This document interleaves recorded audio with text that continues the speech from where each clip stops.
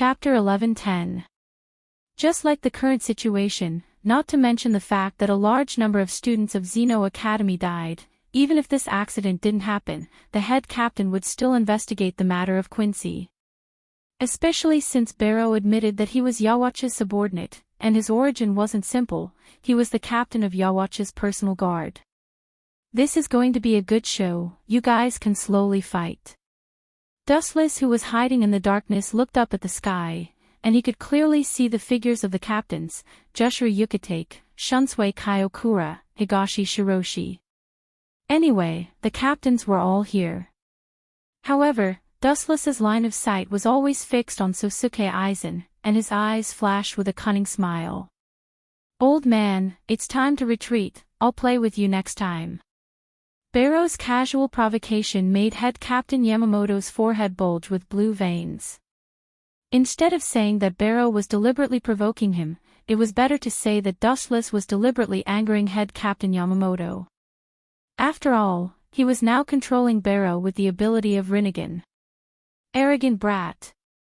Head captain Yamamoto roared, and the Ryujin Jaka in his hand rolled, and a blazing explosion followed. Scorching hell!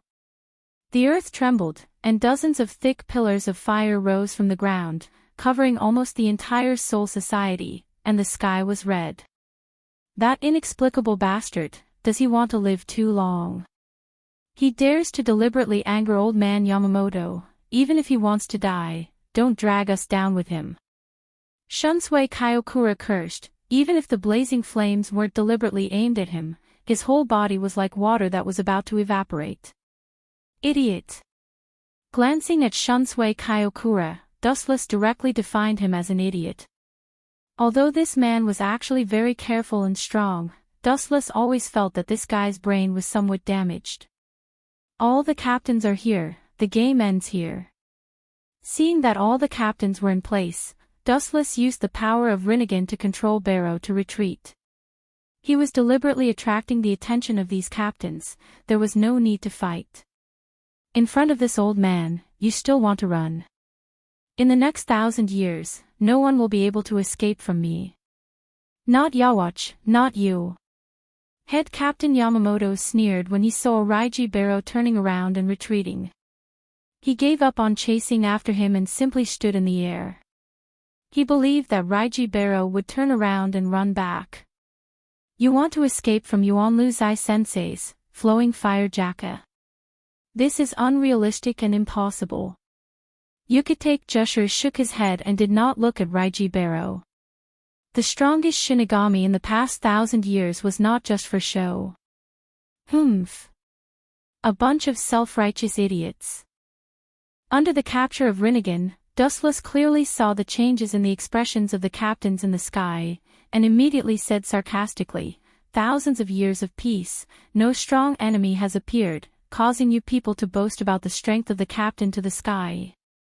With a strange smile on the corner of his mouth, Dustless controlled Raiji Barrow to fly to the giant fire pillar, and then suddenly shouted, "All things connect." Under everyone's stunned gaze, Raiji Barrow's whole body floated over the thick fire pillar. He ignored my attack. How is that possible? Yamamoto's calm face fell. It was so gloomy that water could drip from it. This kind of violation was completely a cheating skill. Head Captain Yamamoto suddenly thought of a similar figure. Very young, with a spring breeze smile on the corner of his mouth, very thin, looked like a 17 or 18 years old boy, but his strength was incredible. He alone annihilated all the Shinigami except for himself and the Zero Squad. It was Dustless. Similarly, Dustless was also a cheating maniac, and he was immune to physical attacks. "Why are you still standing there? Chase him." Seeing the captains were still in a daze, Head Captain Yamamoto ordered loudly, "Annihilate that guy at all costs, if you can catch him alive, if not." Humph. I don't need to say it, you all understand. The captains looked at each other and chased after Raiji Barrow. The head captain's anger was enough to make people tremble in fear. Even if they were captains, facing the strongest Shinigami, they didn't have the slightest intention to resist. They immediately chased after Raiji Baro. Mayuri immediately sealed the connection between Soul Society and the outside world. Silver, I keep feeling that something isn't right. I'll use the Mirror's Moon ability to confuse these captains. You find a chance to go to the underground laboratory in Central Room 46 to observe the situation. I've placed the Hingyu there, so we can't lose it. There's something wrong with this Quincy. Jugram is extremely sinister, so be careful. Ikamaru Jin nodded. Aizen's worry wasn't without reason. Jugram's eyes seemed to be able to detect everything. Ikamaru Jin felt a little weak when he looked at Jugram. TSK. Aizen is really smart. Dustless praised. Raiji Baro was behind him. At this moment, in the dark Central Room 46, there was a dead silence, eerie and terrifying. The rotten bones on the ground were clearly visible, there were even a lot of spider webs on them. Central Room 46 was destroyed by Aizen a long time ago, but in the eyes of those who saw Aizen's Kyoka Suigetsu, it was no different from before. Boom boom boom. Activating his boundless eye power, he controlled Ligia Baro to blast a huge hole in the ground, and all kinds of instruments and equipment immediately came into view. With a slight thought, Ligia Baro and Dustless both jumped down. Oh, you really came here. It seems like Captain Aizen is right. Jugram has to be on guard.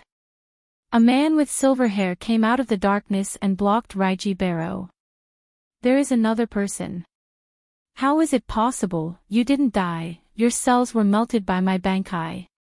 Ikamaru Jin suddenly realized that there was another person with Raiji Baro. He turned his head and was shocked.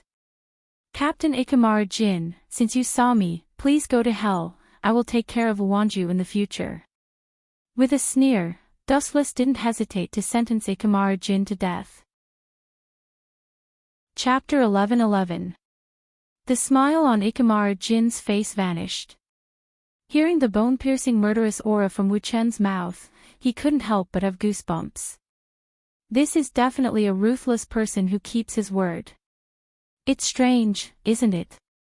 Ignoring Ikamaru Jin's cold expression, Dustless continued, a person who was supposed to be dead suddenly came back to life. No one can accept it in such a short time, but this is the truth. No one in this world can destroy me. No matter what kind of creature he is, there is no exception. His eyes emitted a domineering light. Wu Chen's entire body was shining like the stars in the sky. His eyes were sparkling. You, humph. Hearing these incomparably savage words, Ikamaru Jin was about to ridicule Dustless a few words, but when he thought of his strength that swept away everything, he fell silent again. Among the people he knew, no one was Dustless's opponent. Yamamoto was no match for him, and neither was Sosuke Aizen. Just the scene of Dustless coming back from the dead gave Jin a big fright. Leave Luanju to me. I will help you fulfill your only wish. Dustless's murderous aura disappeared, and his voice became much softer. You have been hiding by Sosuke Aizen's side for so many years, and you want to avenge Wanju. To be honest, your loyalty is touching, but you're not strong enough to do it. That's why, you should give up on the ridiculous idea of taking revenge on Sosuke Aizen. Ikamaru Jin locked onto Dustless like a poisonous snake, and his aura surged. Heido number 88, Flying Dragon Strikes Thief. The thick beam of light came head-on, and the dark basement was incomparably bright. Wu Chen's whole body was covered by the light. Whoosh whoosh whoosh. At this critical moment, Raiji Baro stood in front of Dustless, and his Ryatsu was much denser than Ikamaru Jin's. He was the captain of Yawatcha's personal guard, and he was not weaker than Ikamaru Jin. Great Sage Bow. A bow the size of a normal human was formed in an instant. The dazzling spiritual arrows on the bowstring made people not dare to look at them directly. Swish! Swish! A torrential rain of arrows shot out, scattering the flashes of light in an instant. It looked very simple. Not only that, the remaining arrows were aimed at Jin Ikamaru. Seeing this, Jin couldn't help but be surprised. This was the first time he reacted to a spiritual pressure eruption. Binding Tao 81, skies shattering. Ikamaru Jin heaved a sigh of relief as the transparent wall blocked his attack. Caw caw caw. He had naively thought that the 88th Tao breaker would be able to weaken the arrows without limit. Who would have thought that the 81st Tao breaker would be so powerful that it would instantly collapse? Puchi. Puchi. Puchi. Jin Ikamaru's arms and legs were swallowed by the spirit seed arrows. His face was pale and he looked like he was in great pain. If this guy used the great sage bow himself, it might have been blocked, but I'm sorry, I'm the one controlling him from behind the scenes. Pointing at Rijibaro, Dustless said in a relaxed tone. No wonder, I thought that Quincy was a meticulous person, how could he attack Soul Society rashly? It turned out that you were the one controlling him. It seems that he was able to fight against the captain because you were controlling him from behind the scenes. Jin Ikamaru said while gasping for breath. In order to provoke the battle between Shinigami and Quincy, you really planned everything. You forced me to do this, I was tricked by Aizen and Jugram. If I didn't fight back, they would have taken a mile after taking an inch. When he mentioned Jugram and Aizen Sosuke, Dustless's killing intent exploded. Shoot him, Shinigami. While Dustless was distracted, Jin Ikamaru released his Zanpakuto without hesitation, and a huge white light rushed toward him. The speed was extremely fast, almost in the blink of an eye. Dustless had no time to react. Boom boom boom. Dustless took the fatal attack head-on, but he was unharmed, and the place where he was stabbed only flashed faintly, and quickly recovered. I suddenly realized that it's a pity to kill you like this, since you want to avenge Matsumoto so much, then I will reluctantly fulfill your long-cherished wish. Dustless sneered, and the Rinnegan in his left eye focused on Jin Ikamaru, and a majestic spiritual power invaded Jin's mind. With a heaven-defying method, he modified his memory. It's not too late to let Jin assassinate Aizen after he squeezed the last bit of value out of him.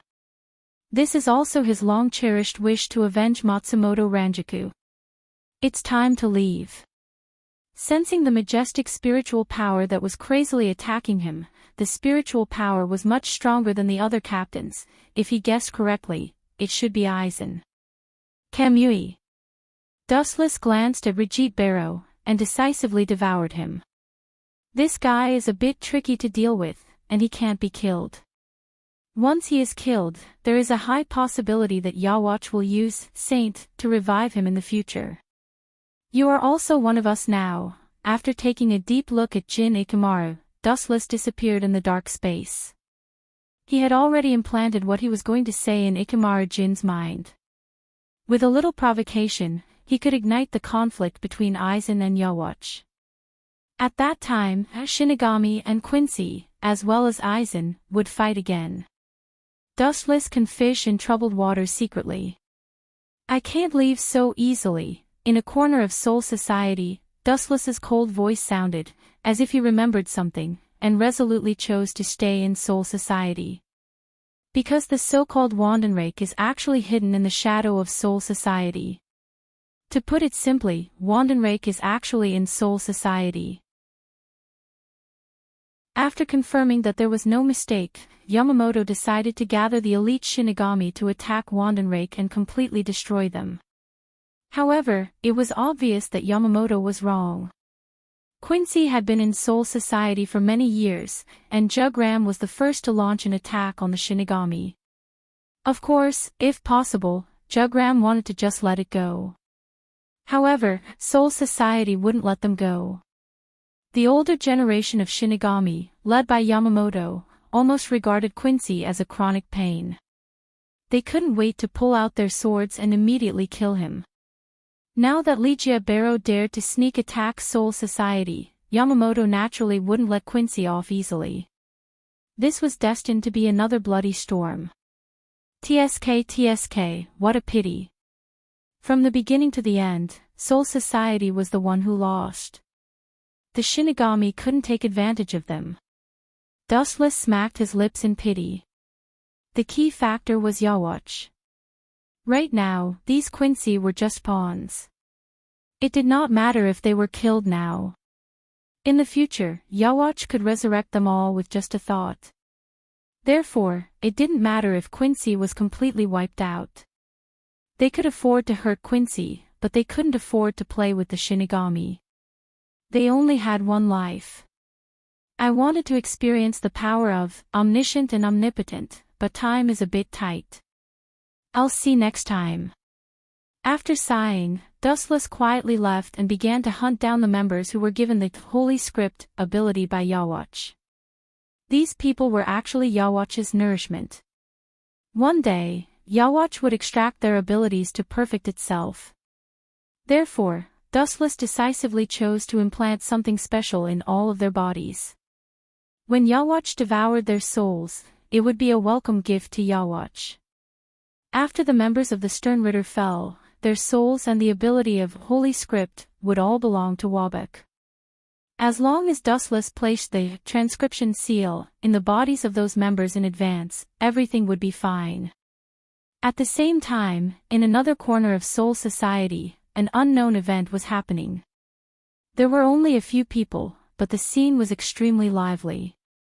If it weren't for the people on both sides deliberately stopping them, they would have already started fighting. Chapter 11-13. On one side was the Masquerade Corps led by Teira Masako, and on the other side was Urahara Kisuke and 4 Maple Quartz EE. Get out of my way. 8 Persimmon growled in a low voice. His eyes flickered with cold light, and his killing intent surged like a wave. Soul Society killed our companions, and they must pay with their blood. Of course, that Aizen Sosuke is no exception. Rishiori said without giving up. The other members of the Masquerade Corps were silent. Urahara Kisuke knew that silence meant agreement.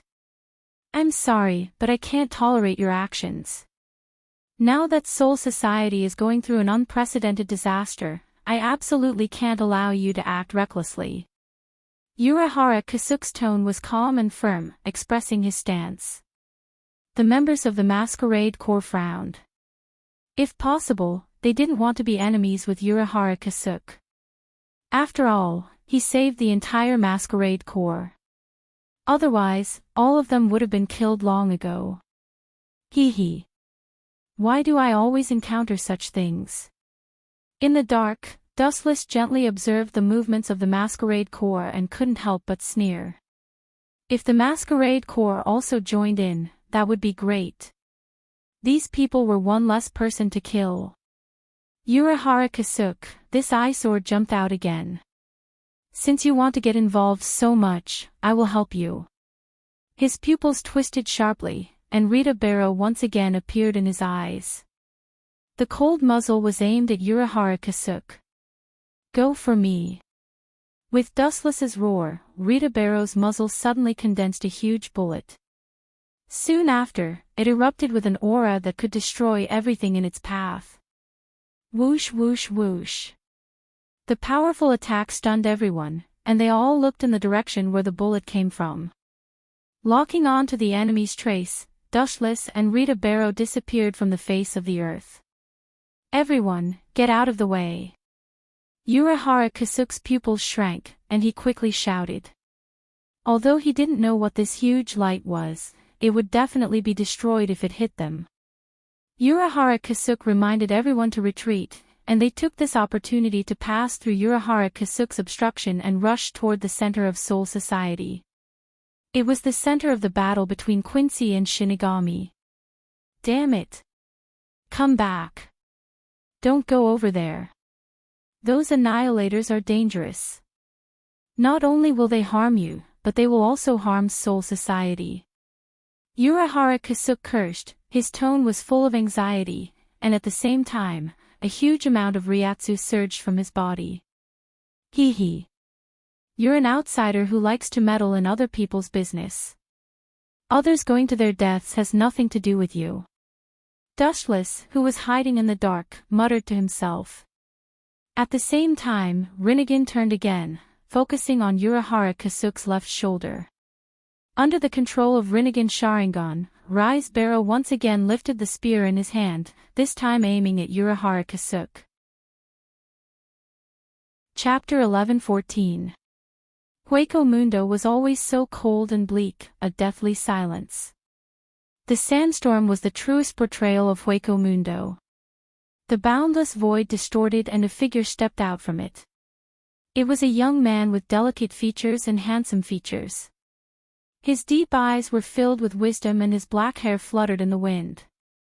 His eyes were indifferent from the beginning to the end. However, the gentle smile at the corner of his mouth made him seem very friendly. His temperament was extremely contradictory, both good and evil. It was as if he could call you brother in 1 second and go through a mountain of swords or a sea of fire, but in the next second, he could turn hostile and stab you in the back. It was always hard to tell what he was thinking. Young master. Haribel, who had been notified in advance, called out. Her voice was very clear and pleasant. She was usually as cold as ice, but when she saw Dustless, she immediately put on a smiling face. Yo, long time no see. Dustless withdrew his indifference, and a gentle smile bloomed on his face. He had always treated those who sincerely supported him with sincerity. Voids and Shinigami were no different in his eyes. On the contrary, Dustless preferred voids because they were easy to tame. Compared to the Shinigami of Soul Society, Dustless believed that great voids were much easier to communicate with. If he showed more strength than the other party, most voids would submit. Ever since Dustless wanted to capture Eastern Sage to Soul Society, and because of Dustless's calculations, Haribel became the uncrowned king of Hueco Mundo.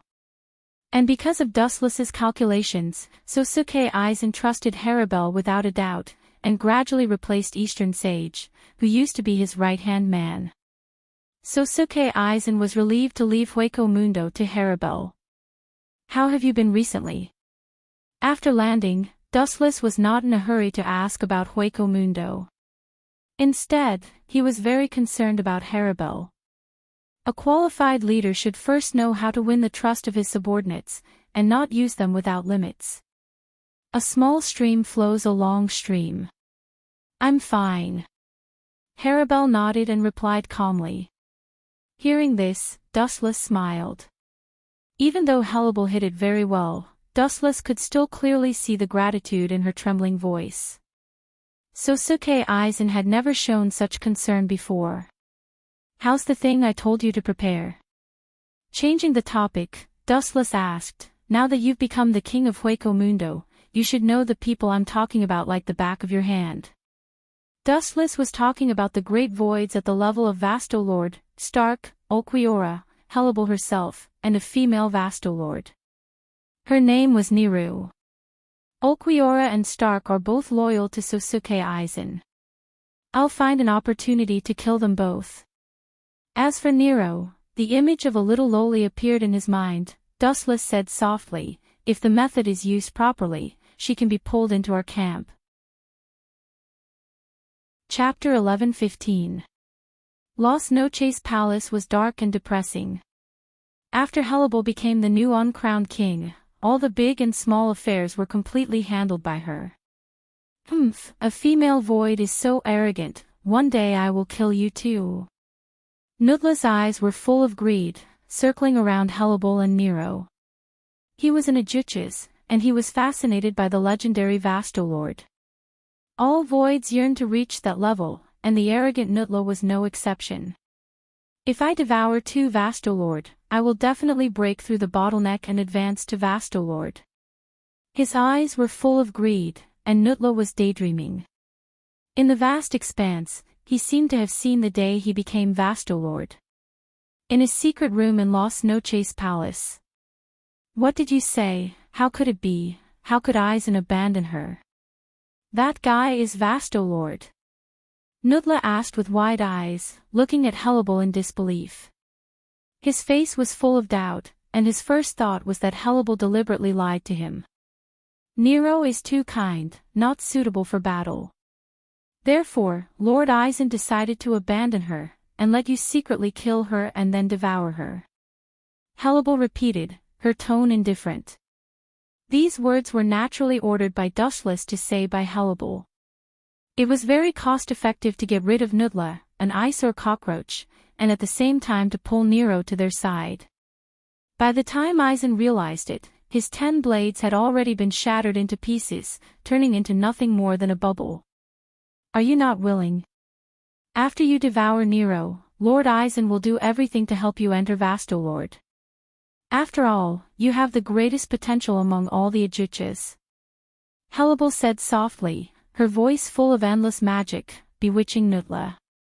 He seemed to be bewitched, his throat choked, and his body trembled slightly.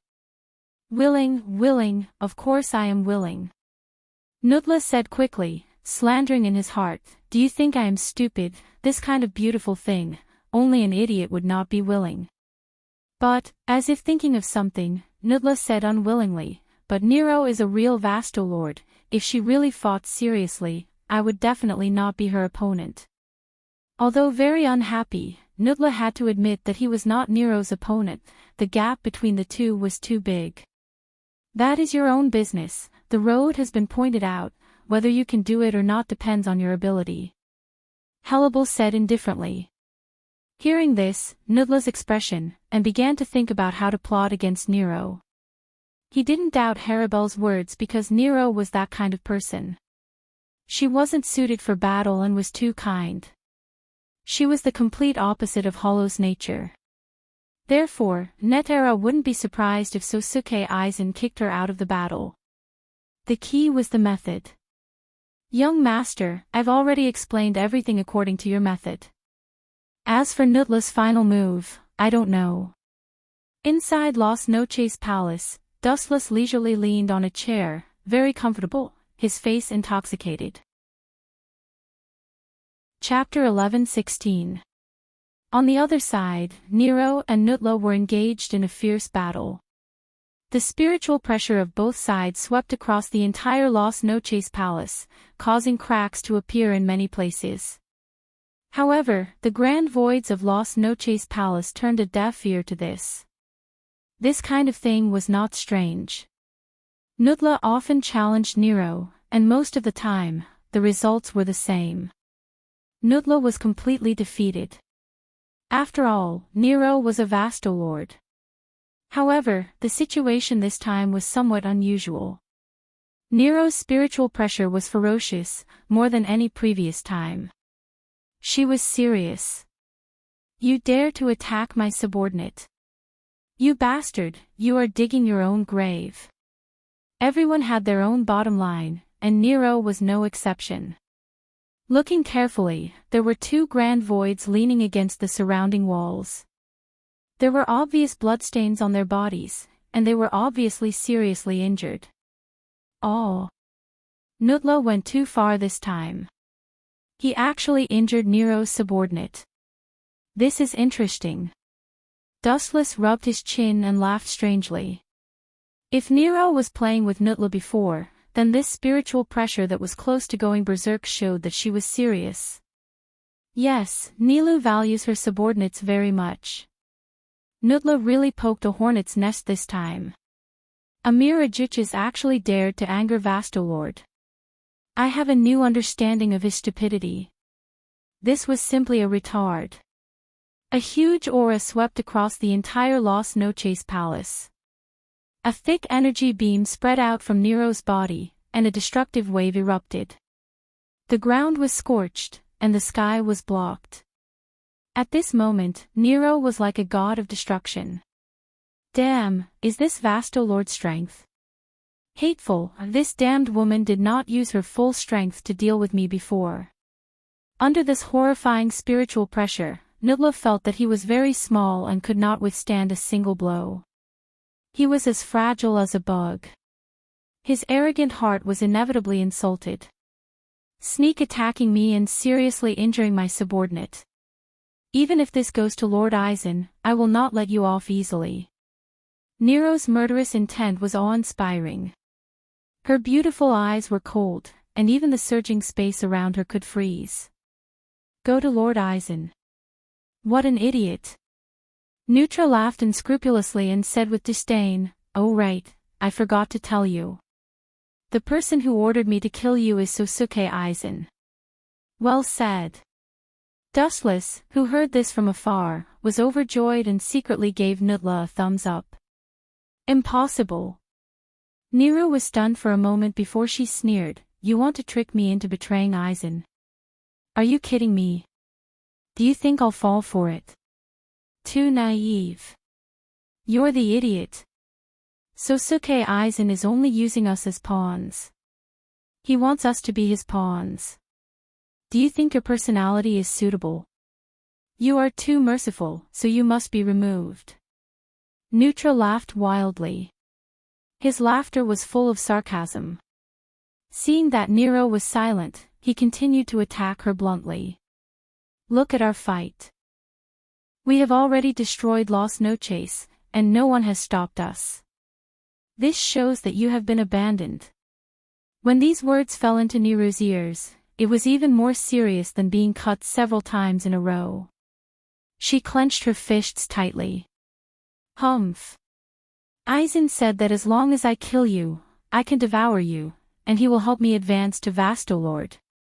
At the end of his speech, Nutra almost danced with joy. The person who actually said these words was Hellable, but Nutra, who discriminated against women, didn't even say Hellable's name.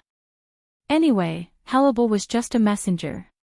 At the same time, a mysterious shadow swept into the air, and the sharp Zanpakuto slashed directly at Niru. Puchi.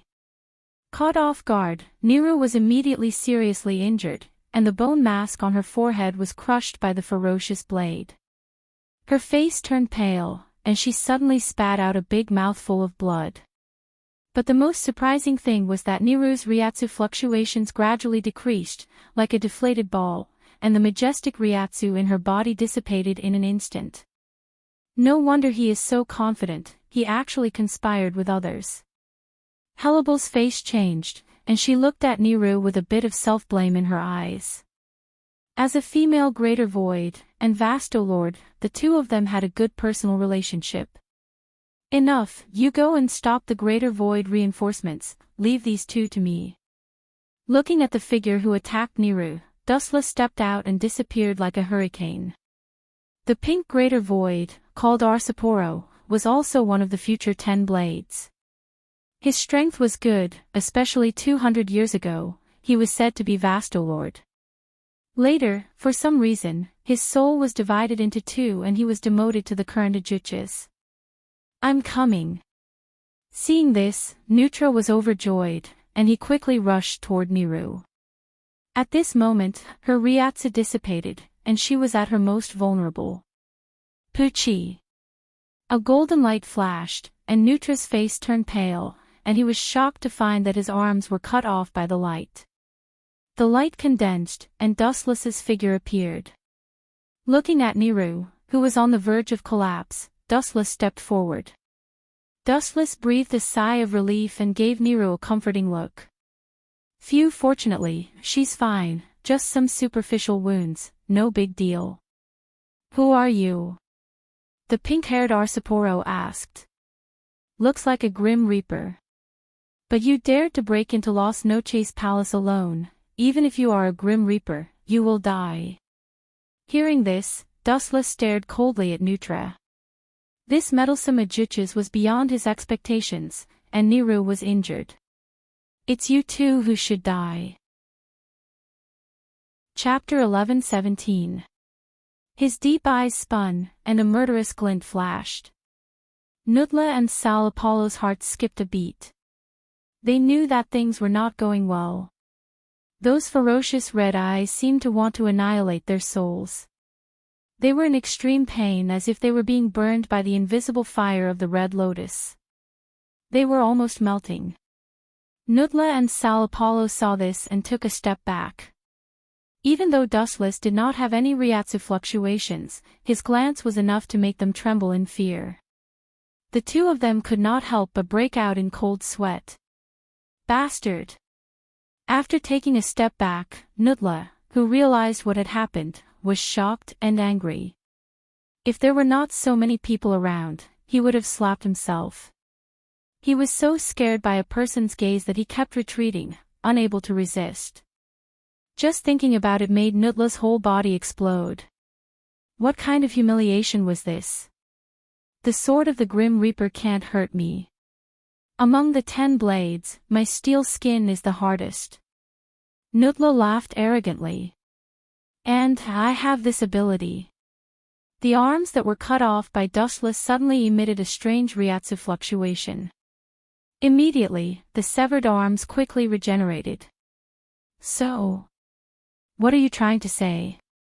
Dustless was not moved. He asked indifferently, don't talk about super regeneration and steel skin, these two shallow abilities.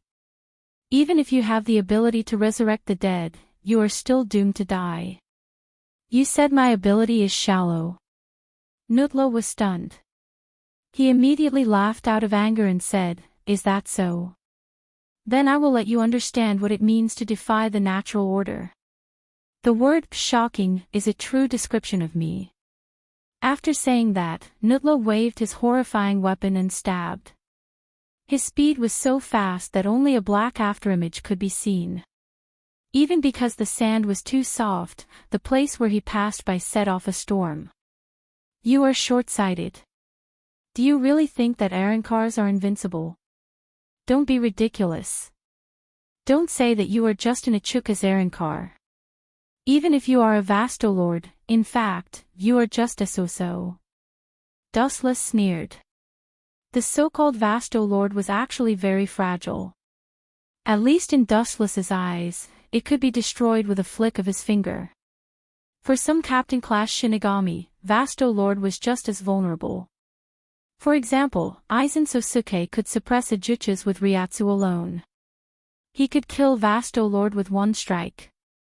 Dustless was even less of a problem. At this moment, the sky suddenly darkened. Dustless suddenly looked up and saw a figure wielding a large saber descending from the sky.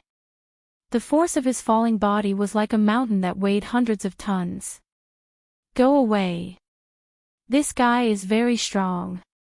Seeing Dustless looking at the sky like he was possessed, the kind-hearted Nero quickly reminded him. However, if she knew that the person who had planned all of this was Dustless, her heart would probably be so depressed that she would vomit blood. Leave. Why should I leave? Hueco Mundo doesn't belong to their family. Glancing at Nero indifferently, Dustless remained calm. The chakra in his body surged, and a giant Tengu was formed in the blink of an eye. Ken Susanoo. Following Wu Chen's command, the golden light turned from virtual to real. The thick arm clenched tightly, and a super-large fist blasted out. This. What the hell is this? Nutla roared with a sharp tone. His eyeballs almost popped out of their sockets as he looked at the oncoming golden Daquan, which was almost the size of a small mountain. Feeling the penetrating sharpness of the fist, he quickly blocked his weapon in front of his chest. Bang! Under the control of his mind, the thick fist blasted into Nutla without any accident. The powerful force could destroy heaven and earth, and Nutla disappeared in an instant. Hundreds of meters away. Nutla was lying on the ground in a sorry state. His bones were shattered, and only his internal organs and head were intact. The rest of his body had been crushed. What kind of monster is that?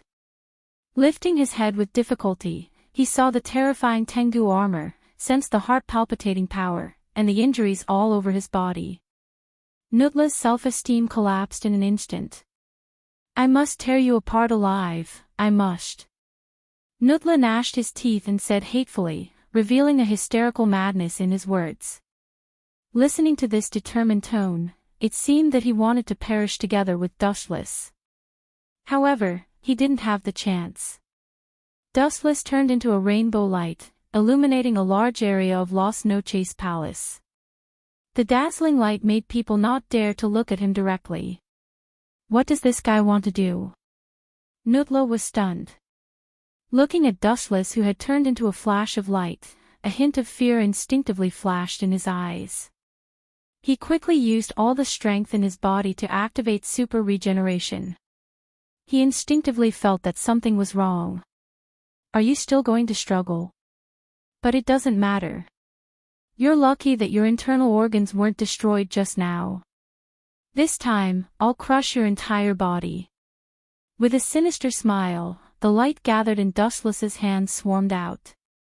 The moment it appeared, it almost covered the entire sky. Yasekani no Magatama. Whoosh whoosh whoosh. Thousands of sharp piercing sounds made people shudder. Nutla stared blankly at the falling light bullets. His face was ashen, and the idea of super regeneration was put down. Bang bang bang. Not only Nutla's body, but the earth was also affected by the most ruthless and cruel radiance. Countless holes were dug out, and almost half of Las Noches Palace was filled with holes. As for Nutla, his body was crushed into powder, and the stench of a foreign species was still lingering. Life and death were completely destroyed. Not to mention continuing to fight with Dustless, Nutla didn't even leave behind a corpse. Chapter 11:18. Nilu's eyes widened when she saw this scene. Her pupils dilated several times. She was horrified and shocked. She stared at Dustless in surprise as if she was looking at a prehistoric monster. Her eyes refused to move at all. He killed Nutla in just 2 moves. Oh my God, am I dreaming? Nero murmured to herself. She knew that she could easily defeat Nutla, but she was far from being able to defeat someone as simple as Dustless. It was completely overwhelming strength. No, it was completely using the strength of a super dimension to instantly kill Nutla. The two sides were completely incomparable. Strange, when did such a person appear in Hueco Mundo? Nero's eyes glowed, and her face showed deep curiosity. Sal Apollo's face was full of disgust. In terms of strength, Nutla was still above him. Although he used to be Vastolord, that was almost 200 years ago. Right now, he was just a weak Egyptian. Nutla was the best example. He did not even have the time to release his blade before he was killed by Dustless. Only 2 moves. No, only 1 move. In Sal Apollo's view, the last move, Yasekani no Magatama, was completely unnecessary. It was just a casual move, and he did not even make a move, but Nutla was instantly crippled. How do you feel? After approaching Nero and seeing that she was safe and sound, Dustless smiled and said, "This is just a small injury. There is no need to worry about it." Nero nodded and looked at Dustless gratefully. She solemnly thanked him and said, "If it wasn't for you, I would have been killed by those 2 despicable guys." And Nero's eyes rolled around Dustless. She said in surprise, "It is really rare to see a greater void like you." Void? Hearing this, Dustless shook his head helplessly in his heart, thinking that Nero was really kind and naive. Idiot, he's not a void. He's a grim reaper through and through. Therill said cautiously. He unsheathed his Zanpakuto and aimed it at Dustless.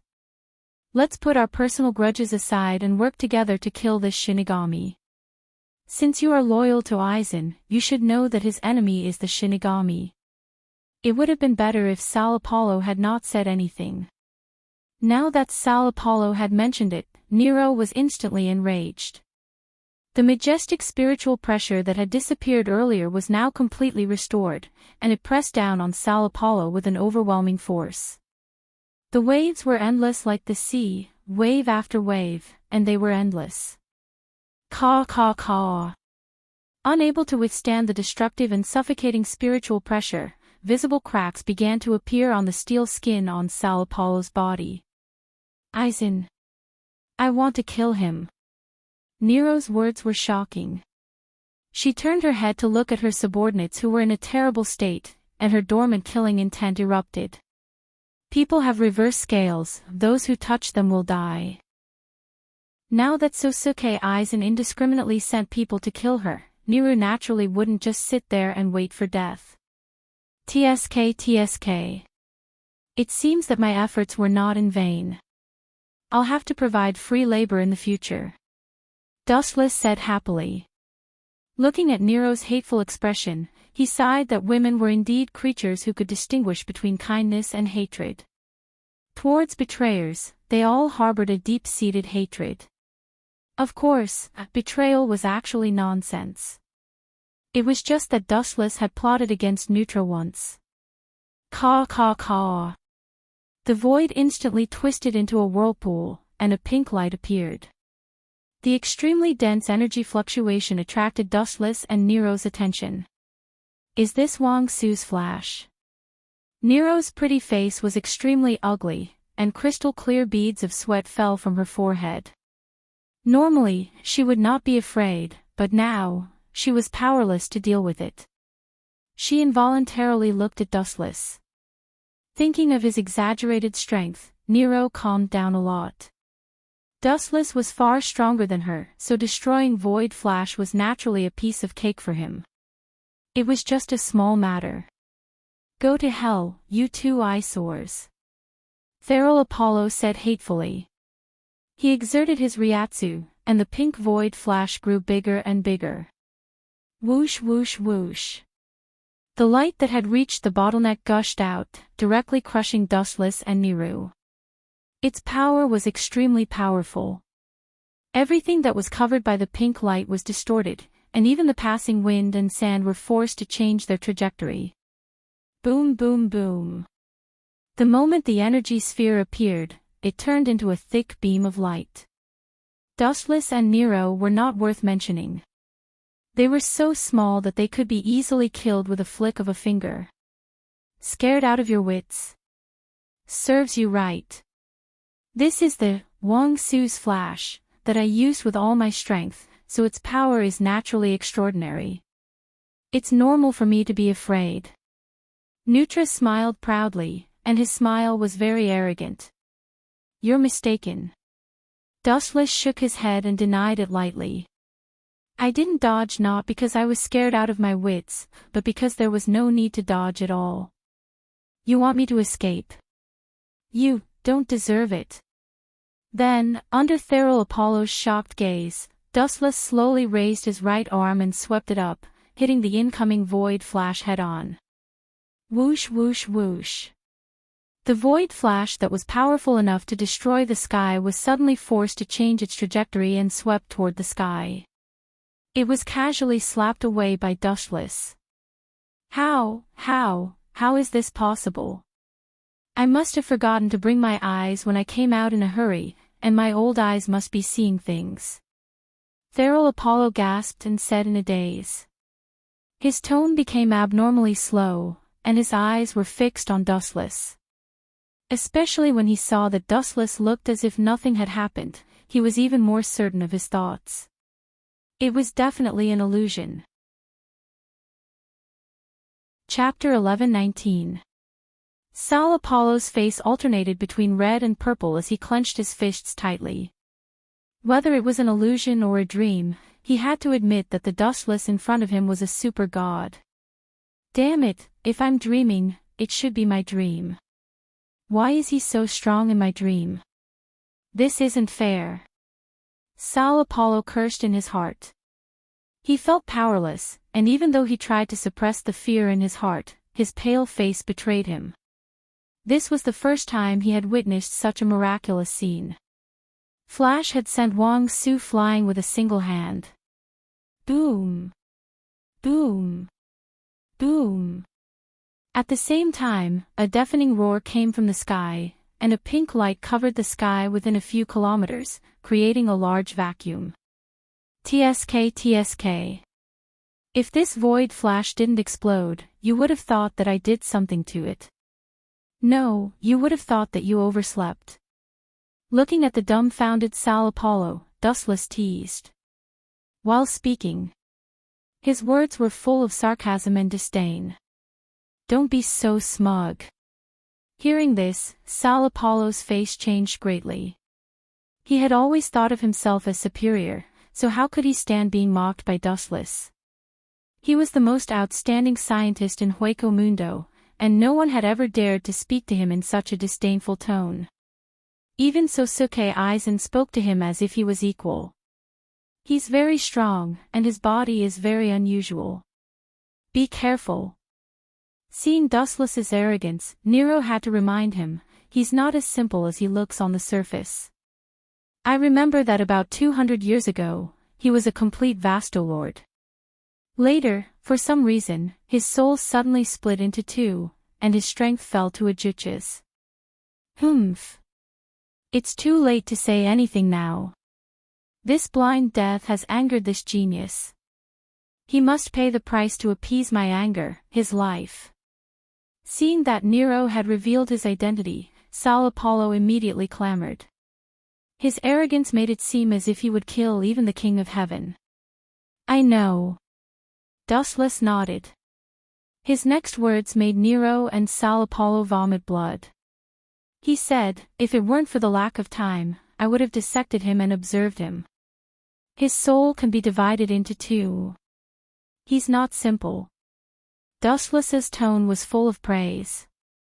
To be able to split one's soul into two independent existences, he knew that he could not do it. He was somewhat impressed by Sao Apollo. You want to dissect me? Thar Apollo ignored all the bullsh** tea that Thar Apollo had spouted. Thar Apollo's handsome face was contorted as he roared, even if your head captain is here, he won't be able to save you, you bastard. Dustless's eyelids didn't even twitch when he felt the murderous aura coming at him. He directly ignored it. After glaring at Dustless fiercely, Sao Apollo suddenly took out a bottle of medicine. Dustless looked at it coldly and put it to his mouth. Stop him. Nero hurriedly urged Dustless, Sao Apollo is a mad scientist. His research will definitely change the outcome of this battle. Let him do what he wants. Dustless was indifferent.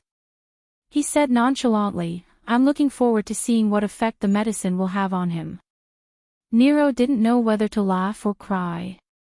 She was sure that after Sao Apollo swallowed the pill, his strength would at least increase by a few dimensions. Kakik. Ha ha ha, Sao Apollo roared with arrogant laughter. Then, a majestic spiritual pressure seemed to descend from the sky. It was so oppressive that it was difficult to breathe. Nero looked at Sao Apollo in horror. Suddenly, a terrifying thought flashed through her mind. Could it be that he has recovered all his strength from before?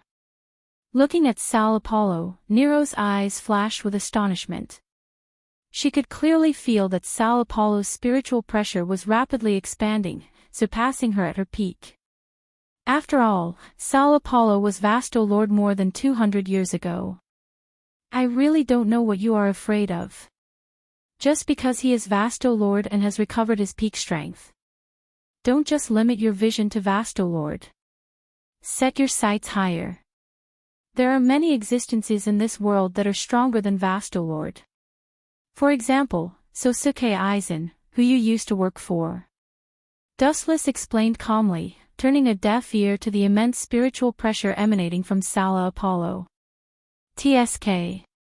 Don't tell me you are at the same level as Sosuke Aizen. Sao Apollo sneered. His eyes were full of arrogance. He closed his eyes and felt the spiritual pressure in his body. The trump card is usually used last. This is the price you have to pay for angering me. With a sneer, Sao Apollo took a step forward. He was as fast as lightning, and then he attacked. So fast. Nero was shocked. She could only see a faint afterimage. That exaggerated speed was beyond her detection ability. Whoosh! In an instant, the storm suddenly disappeared. It evaporated into thin air. She couldn't sense the spiritual pressure anymore. Where did he go? Nero's expression changed. She was on guard. She looked around and focused on searching for Sao Apollo's spiritual pressure. Behind your body, Dustless reminded her indifferently. Nero was stunned when she heard that. She turned around and saw Sal Apollo. TSK. Death God, your reaction is quite fast. Sal Apollo, who was behind him, was surprised. Then, he mocked arrogantly, but you still have to die. Bastard, when did it start? At that moment, a sharp pain suddenly spread throughout his body. Sal Apollo screamed. Chapter 11:20. Sal Apollo was shocked. Following his line of sight, one could clearly see that there was a golden sword stabbed into his abdomen. It was sharp, and the blade was emitting a dazzling golden light. Just looking at it would cause one to feel a stabbing pain in one's eyes. It was Dustless's personal artifact, the sword of heavenly clouds condensed from the glint fruit. When did this happen? I didn't see you do anything. Sal Apollo murmured as his monstrous body trembled. When? This sentence and this question are too funny. Dustless was very calm, and then he sneered in disdain. Indeed, as you said, I didn't do anything. You were the one who foolishly bumped into me. Ha! These words made Nero laugh. Looking at Sal Apollo's flushed face, she felt particularly happy. Stop bullshitting me. Sal Apollo's face turned red as he quibbled. His suffocating and despairing aura locked onto Dustless, and a beast-like ferocious glint flashed in his eyes. Or it could be said that he was an out-and-out beast. His whole body was covered with a thick bloody light. Enduring the pain all over his body, he forced himself to retreat. Every time he moved, his body would be in extreme pain. This damn thing is still hot. Sal Apollo was in unbearable pain. The scorching light of the sword of heavenly clouds was eroding his body. His internal organs were scorched, and his life force was reduced without limit. Bastard! Sal Apollo said fiercely, and his sharp roar sounded like he wanted to cut Dustless into pieces. Seeing that you are in so much pain, I will be a good person and help you. Looking at Sal Apollo, who was trying to break free from the sword of heavenly clouds but was in so much pain that his whole body was cold, Dustless chuckled, and his left eye suddenly turned white. The Tensigan descended. He gently raised his right hand and aimed at Sal Apollo's abdomen, and the chakra in his body began to dance. What? You want to hit me with such an ordinary fist? Do you think I am a human? No, this kind of ordinary fist can't even kill a human, let alone me, who was a top-grade Void Realm expert of Vasto Lord 200 years ago. Looking at the ordinary fist, Sal Apollo expressed his disdain. The corner of his mouth curled up into a mocking smile. Is that so? Then please give it a try. Dustless smiled strangely, and the Tensigan rotated rapidly, injecting all the eye power into his fist. Bang bang bang. An unparalleled repulsive force exploded, instantly blowing up half of Sal Apollo's body, leaving only the lower half. Oh. I wanted to play with you until the end, but it seems like I used too much strength. Dustless said with a face full of self-blame. You bastard! The roaring sound came from all directions, and the indignant voice lingered in Wu Chen's ears for a long time without dispersing. Still alive. That's great. Then, to Nero's astonishment, Sal Apollo, who only had half of his body left, began to release spiritual pressure and slowly formed a new body. How is this possible? How can he be reborn after his heart and head were destroyed? Nero was shocked. This was the first time she had seen such a situation. This is normal. This guy was Vasto Lord 200 years ago, and it is normal for him to find ways to improve his strength or his physical ability. Don't forget that he is a scientist, and it is normal for him to invent some strange things. Dustless explained calmly. After all, he was Vasto Lord, and it was normal for him to have some trump cards. Are you saying that my invention is a strange thing? Sal Apollo was furious. Voidness was composed of negative emotions, and except for a few individuals, many people were easily angered. How dare you say that such a great invention is strange? This is blasphemy. Sal Apollo roared with all his might. Then, he declared proudly, my body, after decades of modification, has far surpassed the ability of super regeneration. Even if there is only a tiny bit of flesh or a single cell left, I can recover it. Sal Apollo was extremely arrogant and acted as if he was invincible. This made Nero frown. If what Sal Apollo said was true, then this guy had an immortal body and could be said to be invincible. Is that so? Thank you for your reminder. Dustless's spiritual pressure and chakra were all extinguished, and he thanked Sal Apollo seriously. Soon after, the corners of his mouth lifted slightly, revealing a terrifying arc. Since you've told me your weakness, then I'll shatter your entire body. Truth-seeking jade. She waved her hand, and a black ball the size of a fist appeared. Bah! Are you trying to scare me? Childish. Seeing this, Sal Apollo smiled disdainfully. How could such a thing destroy him? He waved his hand and said, come at me if you dare. I promise I won't dodge. Then, please go to hell. Dustless said coldly.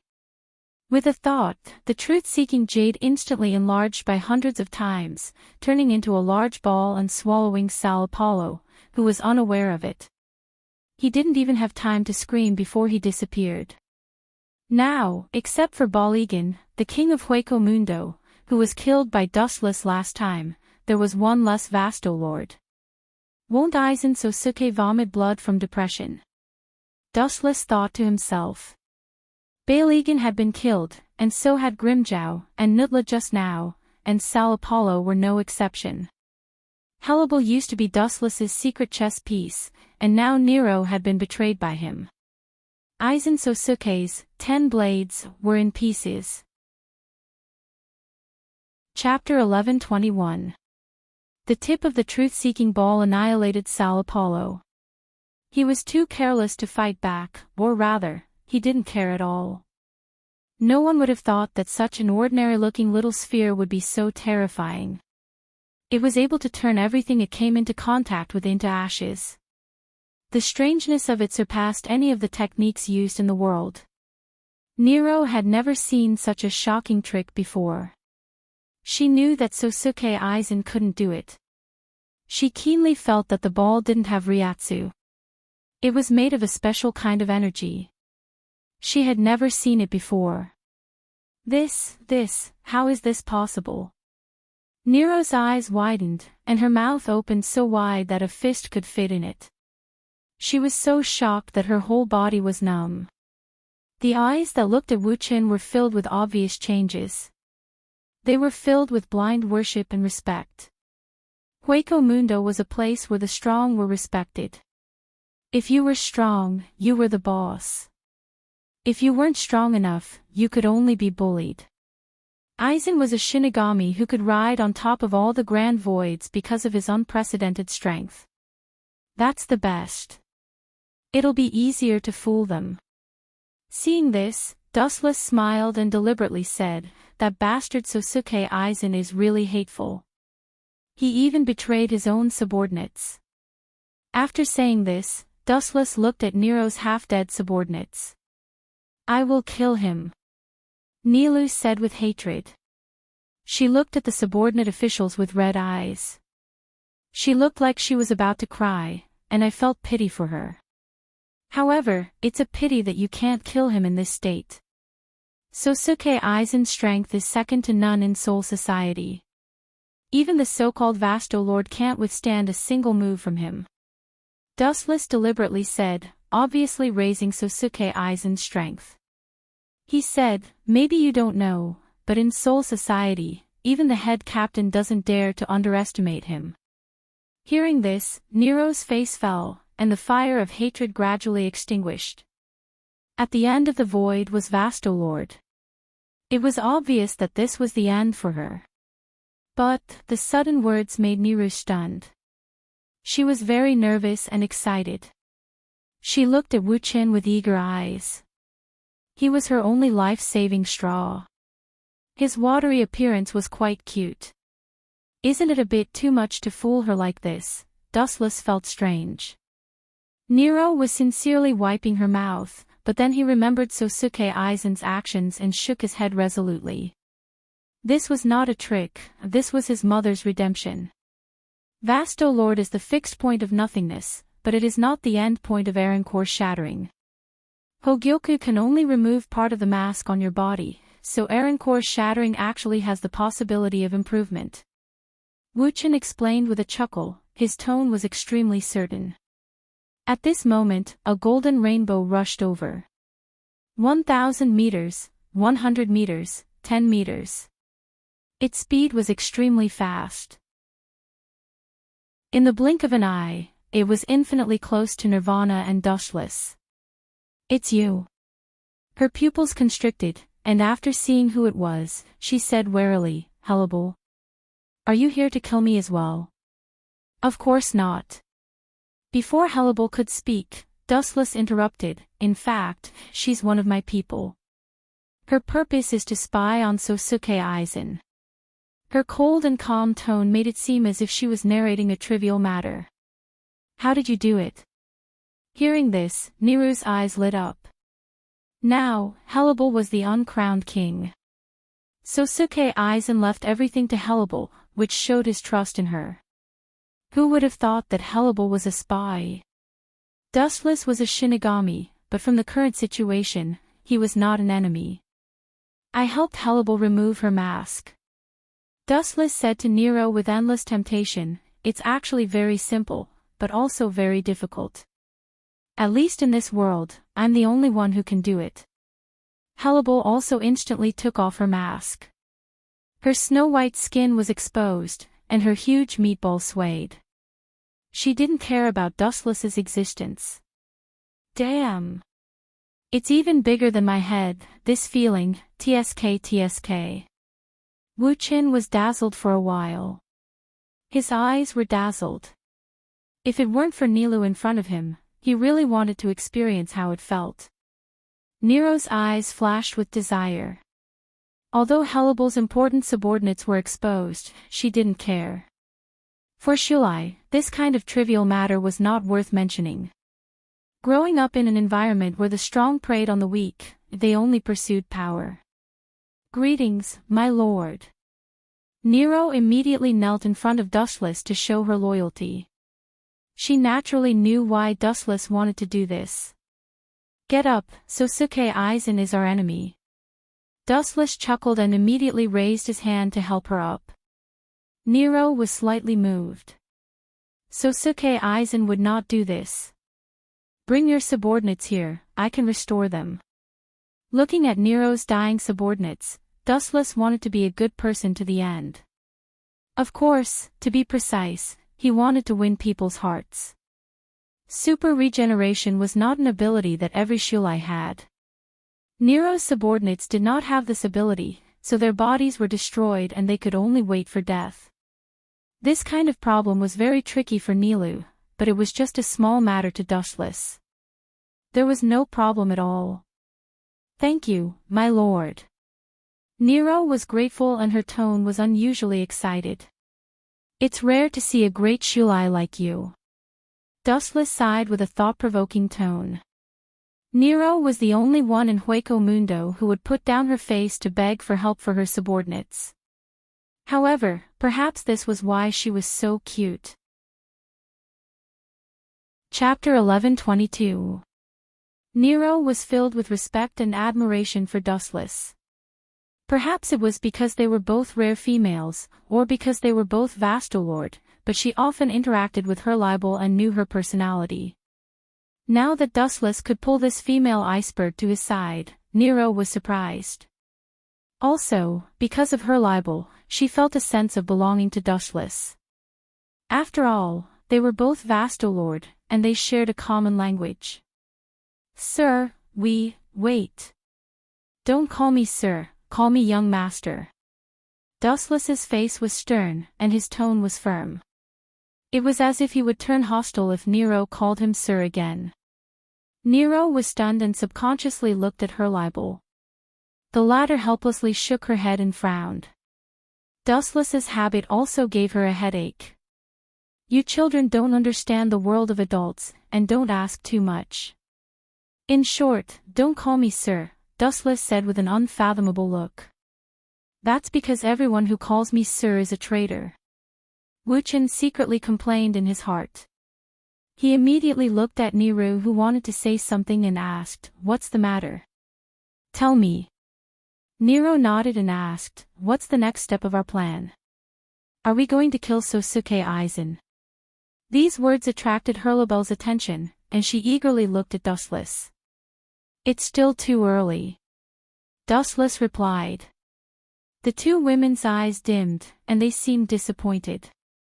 After all, Sosuke Aizen was their mortal enemy. As for Hurlabel, you can stay in Hueco Mundo. As for Nero, Dustless's eyes fell on Nero and circled her for a moment.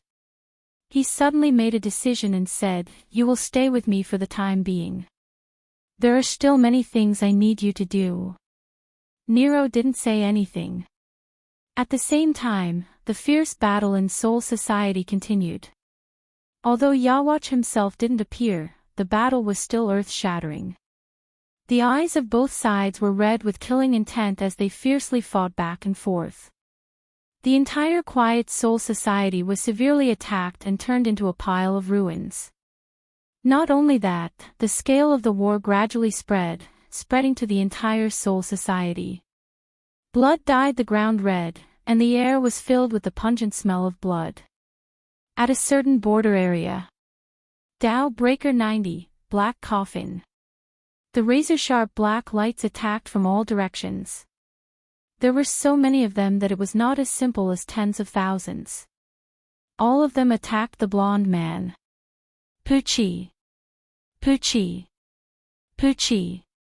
The black light engulfed the golden-haired man's body, mercilessly slicing his body. Countless flashing blades attacked him together. However, he couldn't hurt him at all. His expression remained cold and indifferent from the beginning until the end. He was like a towering statue, and his handsome face seemed to have been frozen forever. There wasn't a trace of expression on his face. Sosuke Aizen. How dare you betray us? The golden-haired man raised his head and stared at the person who attacked him. His unchanging face finally had some expression. However, it was filled with cold killing intent. This person was the current leader of Wandenrake, Jugram. Because Yawatch was sealed, he was given the ruler's mask, and had been in charge of Wandenrake's affairs. At the same time, he was the next king and the leader of the Sterncross Knights. I betrayed you. As if he heard the funniest joke in the world, Sosuke Aizen almost laughed out loud. At the same time, he was extremely angry. He no longer concealed his killing intent and erupted like a tide. Your subordinate, the Quincy master called Li Jiabero, ambushed Silver and dared to target my Hingyu. You still dare to say that I betrayed you? Preposterous. Are all of you so shameless? Sosuke Aizen said angrily. His eyes were filled with killing intent as he looked at Jugram, his heart filled with anger. He had always been the one scheming against others, but this time, he was tricked by Jugram. Rita, hearing this, Jugram was extremely gloomy. His eyes flashed with anger. In reality, he still didn't understand the situation. Originally, he ordered Rita Barrow to deal with the traitors in the modern world, Candace and Bambieta. Who would have thought that not only would he not return, he would even recklessly attack Soul Society. The most hateful thing was that he had revealed the secret of Wandenrake for 1,000 years. What made Jugram want to vomit blood was that this was in front of head Captain Yamamoto. Left with no choice, Jugram could only order all the members of Wandenrake to attack. Only then would they have the initiative. I have nothing to say about Rita Barrow, but it is a fact that you provided head Captain Yamamoto with information about Wandenrake. Jugram didn't reply. He still couldn't find Ritabaro. He dared to have ideas about Hogyoku, so it is normal for me to betray you. Sosuke Aizen didn't care. He looked at Jugram with a burning desire to fight. Stop talking nonsense, let me see how different you are as the leader of a knight regiment. Aizen's Ryatsu shot out a cold light, and his Ryatsu surged. He pounced on Jugram, intending to start a fierce battle. Serves you right, you two idiots who always think that you are infallible better die. Ever since the last lesson, Sosuke Aizen always hit Hogyoku on his body in case he was unprepared. These words naturally fell into Hogyoku's ears, or Dustless who was disguised as Hogyoku's consciousness. Chapter 11:23. Dustless was the one who secretly instigated this war. His goal was to get rid of the Wanless Empire that was hiding in the dark. Only by crushing them could Dustless be at ease. After all, this colossus was even stronger than the Grim Reaper. Dustless could still clearly remember that when he fought against Squad Zero, Urabaker's 4 personal guards had crushed them with overwhelming strength. That's right, it was an instant kill. The most shocking thing was that when he fought against Head Captain Yamamoto, although Urabaker had used a trick to get rid of him, it was enough to show Urabaker's foresight. Not only was he strong, but he was also unparalleled in wisdom. Time flew by, and in the blink of an eye, 3 days had passed. In Kangsa City in the modern world, Candace and Bambietta had been waiting for Dustless for a long time. After all, Dustless was now equivalent to their boss. But what made the 2 girls stomp their feet was that when Dustless returned home, he brought back a woman with a voluptuous figure, Nero. Hey. I just have one more subordinate. Do you two need to be like this? On the sofa, Dustless looked at the 2 girls in front of him helplessly. Candace and Bambietta were looking at Dustless unkindly. Candace, in particular, seemed to be emitting lightning from her body. You're just satisfying your own selfish desires. Bambietta grumbled unhappily. She was very dissatisfied with Nero's appearance. Selfish desires. Hearing this, Dustless stared blankly. After thinking for a long time, he still couldn't understand what they were talking about. He couldn't help but ask curiously, forgive me for being blunt, but the selfish desires you're talking about are, gulp. Dustless suddenly understood what the 2 girls meant. He smiled bitterly and said, don't tell me you two think I brought Nero back to satisfy my own desires. Dustless asked with a dark expression. Nero was not bad. She had the face and the figure, but he wasn't the kind of person who couldn't move when he saw a woman. Isn't that the case? Do you think you can hide your wild ambitions from the 2 of us? Stop joking around. Sometimes, you're just a pervert. Bambietta sneered. Sometimes, you're just a pervert. Bullshit. Dustless cursed in his heart. When he brought Nero back, he really didn't think in that direction. If I don't teach the 2 of you a lesson, you won't know how powerful I am. In the future, you might even go overboard and accuse me. Dustless thought to himself as he looked at the 2 overbearing women. Dustless seemed to have thought of something as he let out a chilling laugh from his throat, causing the souls of the 2 women to tremble. What do you want? Looking at Dustless's green eyes, the 2 girls glanced at each other and instinctively felt that something was amiss. They said in unison, I advise you not to have any crooked thoughts, otherwise. The 2 of you once said that as long as Wanless Empire collapses, I can do whatever I want to the 2 of you, right? Dustless dragged out his words as he asked maliciously. Hearing this, Candace and Bambietta were stunned. Back then, when they were forced into a corner and were about to be destroyed by Quincy, they did say that. Now that Wanless Empire is fighting with the Death God, it's only a matter of time before it collapses. Now, the 2 of you can redeem your promise. Back then, the 2 of you said that you would be my slaves. Dustless smiled as he looked at the two women's delicate bodies. This. About that, hearing this, the two women's faces flushed red. Candace argued with a red face, Wanless Empire hasn't been destroyed yet, so it doesn't count. That's right. Bambietta nodded. You're twisting words and forcing logic. Dustless curled his lips in disdain as his gaze fell on Bambietta. Staring at her sparkling eyes and curvaceous body, he took advantage of her carelessness and pulled her into his arms. You're an exception. You lost the bet back then, so you've been my maid for a long time. Dustless said with a smile as he blew hot air into Bambietta's ear. Serving her young master in bed is also one of the duties of a maid, isn't it?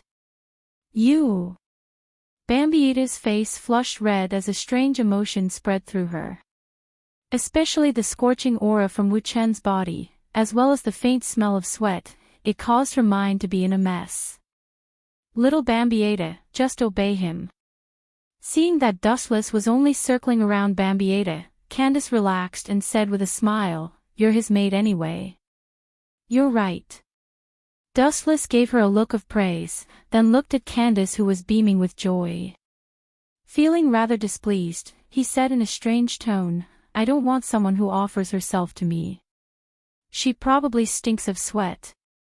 She smells as good as you. Taking advantage of Bambietta's distraction, Dustless pecked her perfect face at lightning speed. So good.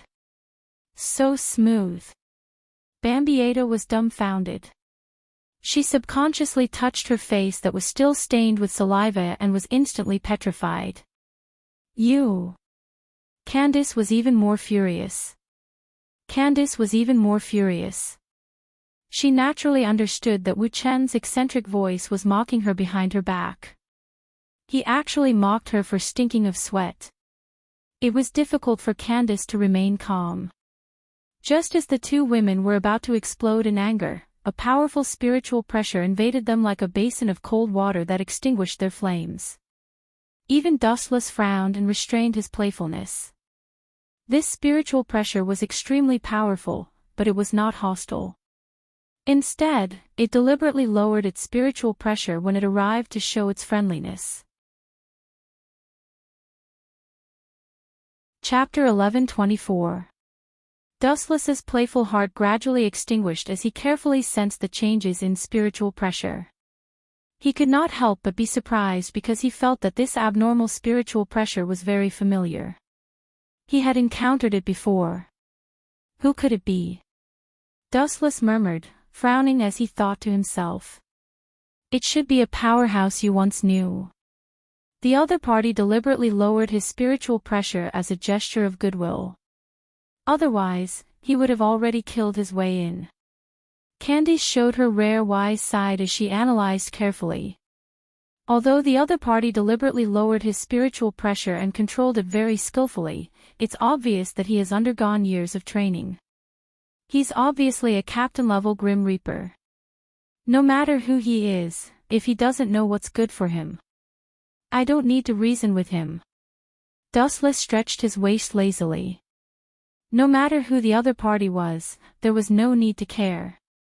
If it was go against the current, he could just kill him.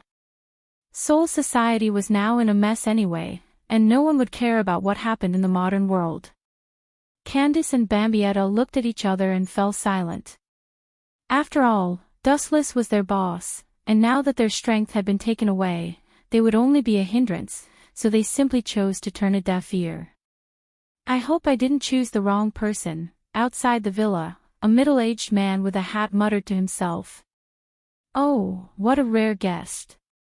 Looking over, a young face wearing a kimono and holding a walking stick came into view.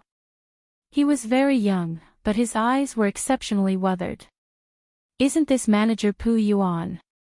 Suppressing the astonishment in his heart, Dustless asked indifferently, What brings you here from afar? Seeing that you are safe and sound, you seem to have expected that I would not be sealed. Your wisdom is really enviable, Manager Pu Yuan. Dustless emphasized his words, and there was a hint of killing intent in his words. The visitor was Kasuke Urahara. Of course. Kasuke Urahara replied calmly, ignoring Dustless's killing intent. Don't forget that I have been operating in the modern world for 100 years. When you came to settle down in the modern world, I discovered you. I see. Dustless didn't doubt his words and asked with interest, then why is Urahara's store manager here? Don't tell me you're here to arrest me. Hearing this, Urahara Kasuke smiled bitterly. If he really had such strength, he would have gone to the Broken Soul Society. I'm here to seek cooperation. Urahara Kasuke took a deep breath and said solemnly, although I don't know how you broke out of prison, since you escaped and didn't do anything to Soul Society, it means that you don't want Soul Society to be destroyed. After that, Urahara Kasuke looked at Dustless thoughtfully, looking forward to his answer. Idiot, it's only natural that I won't do anything. That's because someone else will do it for me. Dustless despised him in his heart, but he still pretended to be surprised and asked curiously, then why is manager Urahara here? Urahara Kasuke's expression suddenly stiffened, and he said solemnly, to be honest, I'm here to seek cooperation with you. Now Soul Society is on the verge of collapse, and there's a possibility that it will be wiped out by annihilation at any time. Dustless couldn't help but be startled when he heard this. He lowered his head and thought silently, but he was shocked. The Grim Reaper he expected was not so fragile. However, the current situation seemed to be the opposite of what he expected. Dustless hoped that Grim Reaper and annihilation would both suffer, instead of a one-sided annihilation. It seems that it's just as I thought. Although I don't know the reason, he doesn't want Grim Reaper to be destroyed. Urahara Kasuke suddenly smiled and exhaled a mouthful of turbid air. He immediately remembered the terrible situation of Soul Society and said bluntly, annihilation suddenly invaded, and Soul Society is now in imminent danger. Impossible. What about Head Captain Yamamoto and Squad Zero? What are they doing? Don't tell me they've all been wiped out. Dustless asked suspiciously, thinking of the strength of the Head Captain and Squad Zero. They are very strong, but annihilation is also very strong. They launched a sneak attack first, and Grim Reaper is almost always suppressed. Urahara Kasuke smiled bitterly and said, this time, I came to cooperate with your excellency. Otherwise, Soul Society may step into a land of eternal damnation. This, Dustless's thoughts changed. Although he was happy that Squad Zero, Head Captain Yamamoto, and Sosuke Aizen were brutally beaten up, it was not in line with his original intention to be defeated by annihilation. You want to drag me down with you? Dustless asked coldly after a moment. Urahara Kasuke paused for a moment and said, you're right to think so, but this is the current situation of Soul Society. It's true that we have a grudge in the past, but I hope we can put it aside. If Grim Reaper is destroyed, it won't be good for anyone. Dustless didn't doubt Urahara Kasuke's words. Urahara Kasuke's sincerity was enough to come alone. I really didn't expect. That group of annihilation is so strong that they can suppress Godei 13. Murmuring with a strange light in his eyes, there was a hint of murderous intent in his words. There are too many involved. Do you know Yawatch? Urahara Kasuke asked. The king of annihilation. Of course, I know. Dustless replied indifferently. Not only did he know, but he also heard a lot about it. He stared at Urahara Kasuke and saw his helpless face and a headache. Obviously, something was wrong. Chapter 11:25.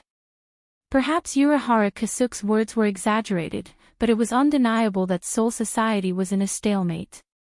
After all, it was a fact that the Sternritter Legion had annihilated the Grim Reaper. Even Yawatch, Jugram, and the guards did not make a move. By the way, there is another important question. Speaking of this, Urahara Kasuke's face was extremely solemn. He pondered and said, when I was still the captain of Soul Society, I heard a lot about Yawatch. About Yawatch? Dustless's face flashed with a hint of doubt. He suddenly realized something and said, "It should be the information about Yawatch found in the Daling Library." Indeed. Urahara Kasuk did not deny it. The Daling Library was indeed a mysterious place. But in it, I got a terrible news. After a while, Urahara Kasuk's voice was extremely heavy and hoarse. Dustless could even see the sweat on his temples. Get to the point. Waving his hand, Dustless's tone had a hint of irritation. He guessed that Urahara Kasuk was going to talk about Yawatch's background again. He had already guessed it. There was no need for Urahara Kasuk to say more. Urahara Kasuk was stunned. He remembered the serious situation and went straight to the point. He said cautiously, "In short, that group of Quincy is very troublesome. We can't let them live even if they die. No matter who wins or loses, this is a calamity." With a fierce look in his eyes, Urahara Kasuk stared at the puzzled Dustless and explained, "The common ancestor of Quincy is Yawatch. They call him the Sealed King. All Quincy have Yawatch's blood in their bodies. Their abilities also belong to Yawatch, including the Sternritter Legion that is attacking Soul Society now. Their abilities are all given by Yawatch. I also know this. Yawatch has an ability called Saint. After a Quincy dies, their souls all belong to Yawatch. He can use Saint to resurrect all those who died." Before Dustless could finish the last few words, his voice suddenly stopped. Looking at his face, it was like a dark cloud. He suddenly realized that once all the Quincy are annihilated, their souls will all return to Yawatch, which may also lead to Yawatch's early resurrection. "It seems that you have realized the problem, so I don't need to explain more." Seeing this, Urahara Kasuk exhaled a mouthful of turbid air and sighed heavily. "So, no matter what, the one who loses in the end is Shinigami. Since you don't want Shinigami to be destroyed, we can work together. Are you not afraid that I will plot against you? After all, we have a grudge." Looking at this moment, Dustless was, Kasuk's Aaron, Kasuk him, even the previous grudges. Was Kasuk. "If I can, of course, I won't cooperate with you, but right now, I have no choice. The group of people in the Mask Legion has gone berserk, and I have no allies to choose from. Although there is still Ishin for me to choose, he has lost the power of Reaper, and he is having fun with his wife and children." Kasuk Urahara said in annoyance, like a defeated rooster. He was dispirited and cursed in his heart. "You are being honest for once." Dustless smiled. He knew that this was the truth, because now the whole world was involved in the war. Even Sosuke Aizen was fighting against Jugram because of Dustless's instigation. No matter who was right or wrong between Kasuk Urahara and Dustless, it didn't matter, because there was only one way to go, and that was to cooperate with Dustless. In the whole world, only Dustless was free at the moment. Cooperation is possible. But, how do you plan to cooperate? First of all, what's in it for me? Dustless suddenly asked. Cooperation is naturally a win-win situation. If there are no benefits, Dustless won't do it. Kasuk Urahara hesitated when he heard this. He also understood the truth that you can't catch the wolf without sacrificing the child. However, what gave him a headache was that there were no benefits for Dustless. Soul Society is going to be finished, and this is the biggest disadvantage for you. Kasuk Urahara's eyes lit up, and he began to quibble. If that's the case, I'm sorry, I can't cooperate with you. Dustless shook his head and directly rejected Kasuk Urahara's conditions. What he meant was that he wanted Dustless to be a coolie, but he didn't get anything in return. Even if Quincy can really annihilate Shinigami, it will definitely be a lose-lose situation in the end. Speaking of this, Dustless's tone was obviously stagnant, and he smiled. I can just sit back and reap the benefits. When Quincy is exhausted, I will lead my subordinates to destroy all of them. Even if Yawatch really resurrects in advance, it can't be helped.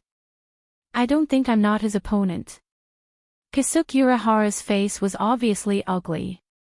He never doubted Dustless's strength. Even if his good friend Dustless fought one-on-one, the scale of victory may eventually tilt towards Dustless.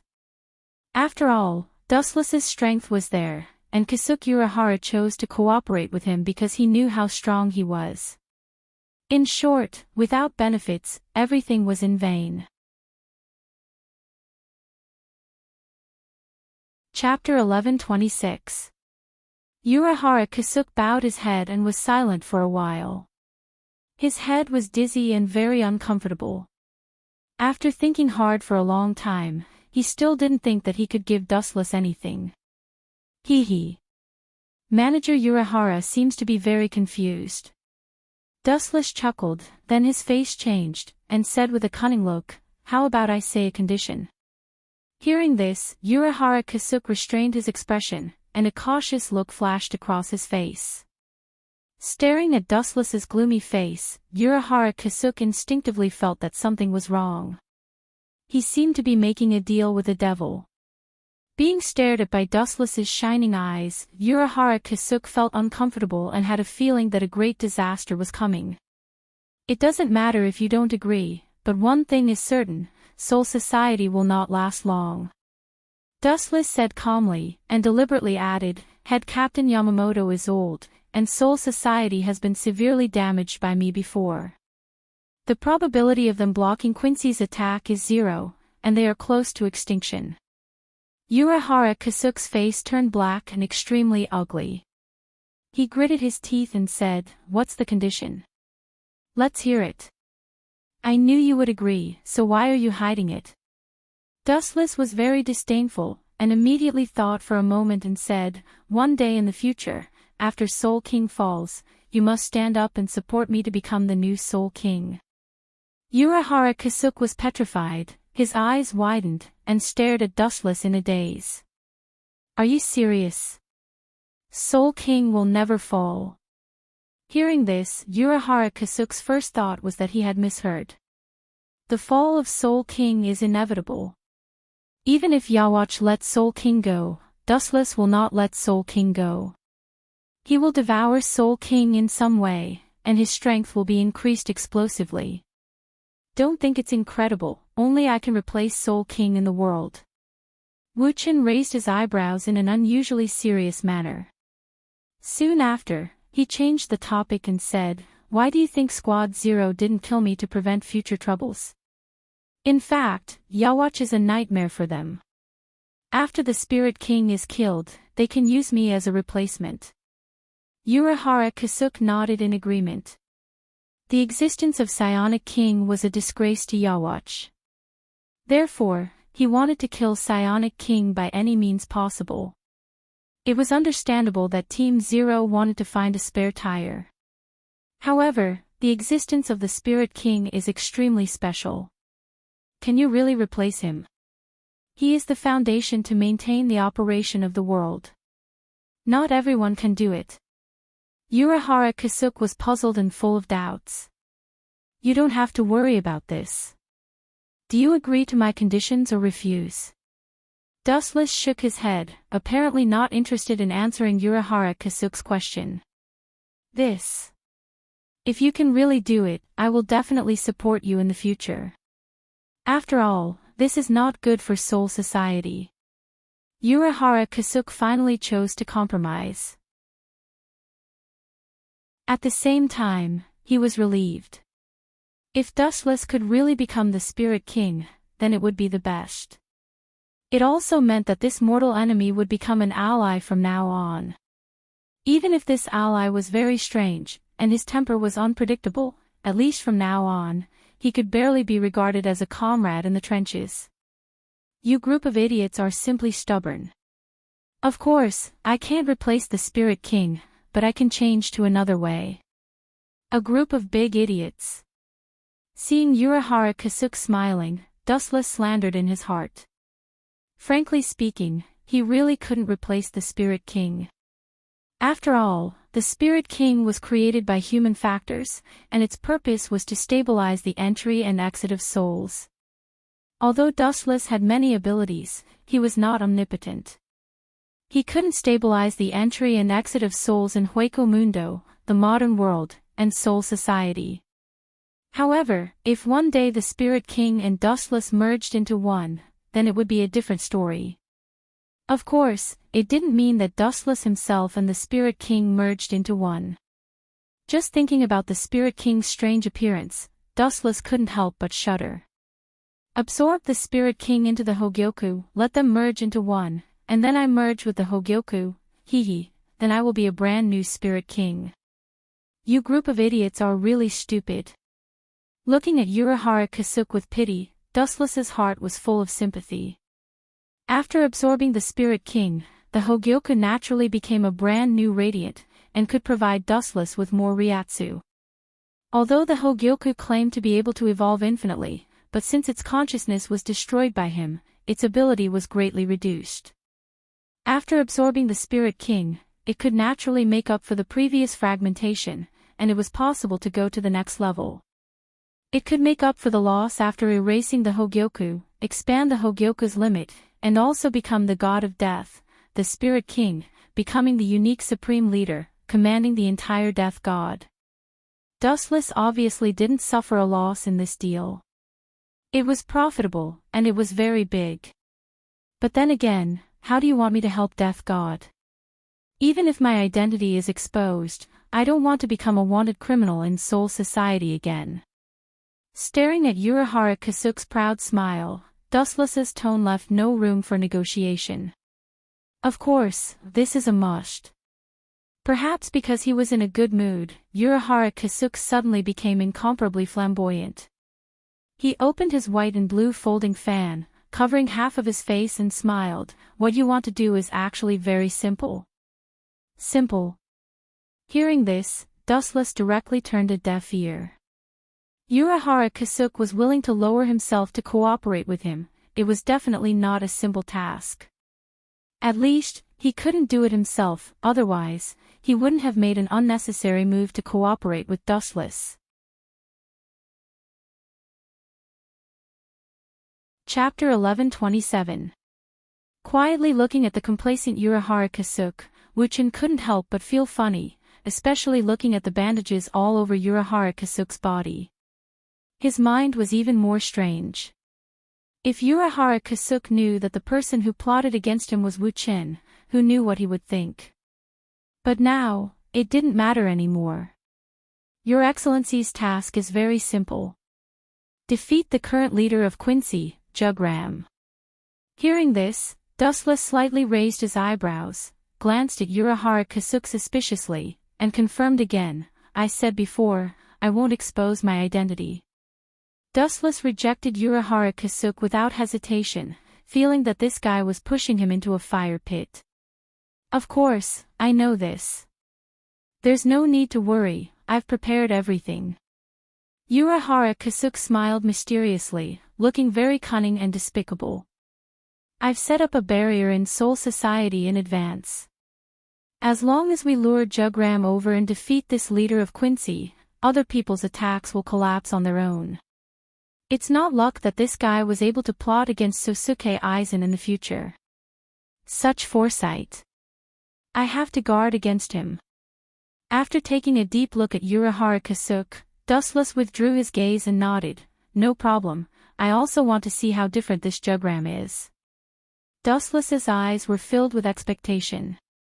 He still remembered that Jugram had a special identity, the other half of Yawatch. The 75th district of Drifting Soul Street just lured Jugram there. Urahara Kasuke's eyes lit up, and at the same time, he disappeared with the wind. Hey. Are you really going to fight against that guy Jugram? He's very strong. He has the ability to kill a member of Sterncross Knights in one hit. Candace and Bambietta came out of the door, and said with a worried tone, that wretched uncle in the hat looks very cunning, don't be fooled. I've made up my mind. Since we'll meet sooner or later, I might as well take the opportunity to test him now. Dustless waved his hand and said with relief. The flames of war in Soul Society soared to the sky, forming a sea of flames. Sosuke, Aizen and Jugram were fiercely fighting, but Aizen was obviously at a disadvantage, and even showed signs of defeat. It's normal for him to be at a disadvantage now. After all, he hasn't swallowed Hogyoku yet, and Sosuke Aizen's biggest trump card is useless against Jugram. Dustless murmured. In the distant battlefield, Aizen Sosuke had been forced to retreat. He hadn't merged with Hogyoku yet, and for some reason, his Kyoka Suigetsu ability was ineffective against Jugram. I'll let you go and bring that guy over. This guy's strength is really s. Heaved sun the other side. Aizen Sosuke felt the tyrannical power coming from the Zanpakuto, and his face became silent. I'll let you know the consequences of betraying Wandless Empire. Jugram's killing intent surged, and his spiritual pressure went berserk. Just as he was about to deal a fatal blow to Aizen Sosuke, several sharp lights locked onto him. Whoosh! Whoosh! Several transparent arrows shot out from the side, wanting to tear Jugram into pieces. Naive! With a sweep of his sword, a huge ray of white light shot out. Crack! The incoming arrows were instantly reduced to ashes, but Jugram's slash was unstoppable.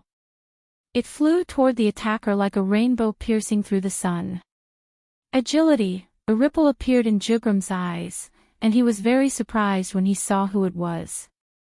He immediately abandoned Aizen Sosuke and chased after Barrow. Although I don't know what's going on, this is good. I don't want to expose my strength either. It's best if you guys can kill more death gods. That would be for the best. Aizen glanced at Jugram and turned to leave. Stop right there, Agility! Jugram roared. It was because of him that Quincy, who had been hiding for thousands of years, had to resurface. He still needed to solve all the mysteries. Tis.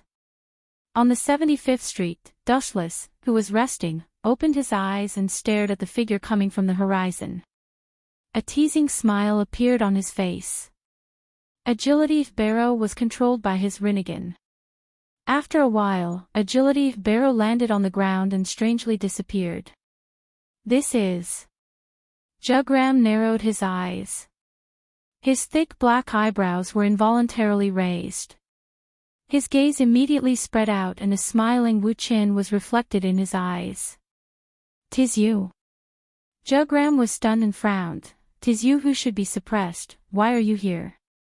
Dustless was unmoved when he heard that. He smiled lazily and said, "I can only tell you one thing. The person who is going to be suppressed today is called Jugram Hasward." "'Tis you." Jugram sneered. "'Tis you who thinks that Team Zero can't do anything to you, and I can't do anything to you? Don't." Bang! Before Jugram could finish his sentence, a flash of light came and he was sent flying by Dustless' sneak attack. I hate people like you who have no strength but are arrogant. Chapter 11:28. This kick was merciless. It sent Jugram flying hundreds of meters away. A large footprint could be seen on his handsome face. "Humph. You're asking for it." Dustless sneered in his heart. It was fine if Yawatch wanted to die. After all, his strength was there for all to see. However, this Jugram was just a personal bodyguard. To put it bluntly, he was just a lackey. Not bad. You're quite strong. Jugram, who had stood up, was indifferent. It was as if Dustless had kicked someone else. He was very quiet and cold. He did not even touch the wound and ignored it. "This guy is quite open-minded," Dustless said in astonishment as he looked at Jugram. "But that's all there is to it." With a cold laugh, Jugram formed a great sage bow in an instant. It was a weapon specially used by Quincy. Great Sage Bow. Whoosh whoosh whoosh. Following Jugram's order, a dense rain of arrows instantly shot out. The sharpness of the arrows made one unable to look at them directly. The sharp whistling sound made one's scalp go numb. The attacks were ruthless. They were aimed at Dustless's eyes, heart, and head. He. Insignificant skill. Glancing faintly at the arrows that were completely compressed by spiritual particles, Wuchen directly ignored them. His body directly glowed with a faint light. Whoosh whoosh whoosh. The cold light pierced through Dustless's body. However, he was completely unscathed. The damaged parts only glowed with a golden light. Then, they were repaired. He was completely fine. Looks like Bazabi was right. You do have the ability to ignore physical attacks. A strange emotion appeared on Jugram's clean face. He lowered his tactics and spoke with a rare gentleness in his voice. The Wanless Empire needs experts like you. If you're willing to join us, we can let bygones be bygones. Your friends will also receive the most sincere care. Pfft. Dustless could not help but laugh. He teased, if you chop off Yawach's head and give it to me as a urinal, I'll consider it. You're courting death. Hearing this, thick killing intent flashed across Jugram's face, and his spiritual pressure soared by countless times. You think you're invincible? That was unrealistic. According to the information that Busby got from you, the ability of the Holy Word can reach your body after you enter the Holy Body. As soon as he finished speaking, 2 pairs of pure white wings appeared behind Jugram's back. They shone brightly and looked extremely holy. However, in Dustless's eyes, it was an eyesore. Do you think you're an angel just because you have 2 chicken feathers? Dustless mocked. His pupils widened, and the black flames began to burn endlessly. Tens ho! Netherworld flames burned on both sides of Jugram's wings, rapidly devouring the surface area of his pure white wings. He was slightly taken aback when he saw this, but he immediately swung his blade without hesitation. Poochie!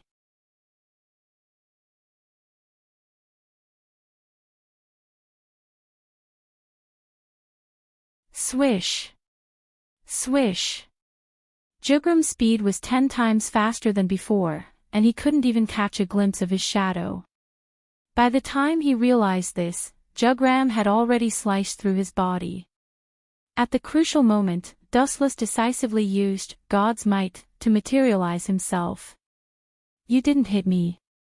Jugram was stunned, and his tone was filled with doubt. He subconsciously looked at Dustless, but what he got in return was a cold beam of light. Poochie! The sword light cut through Jugram's body, and the blood on the blade of the heavenly sword of clouds evaporated rapidly.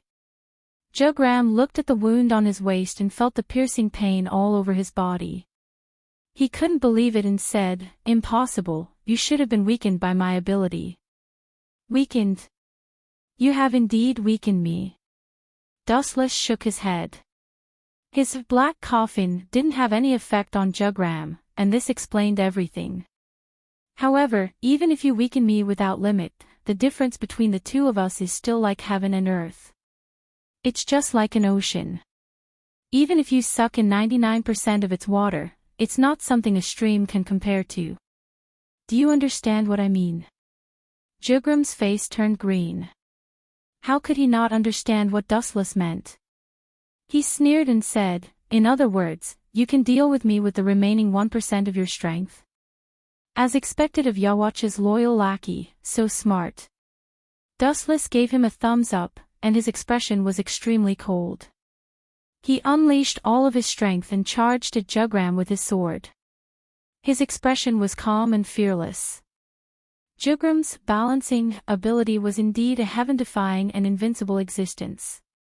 When one side of the sky was lowered, the enemy would be weakened in all aspects.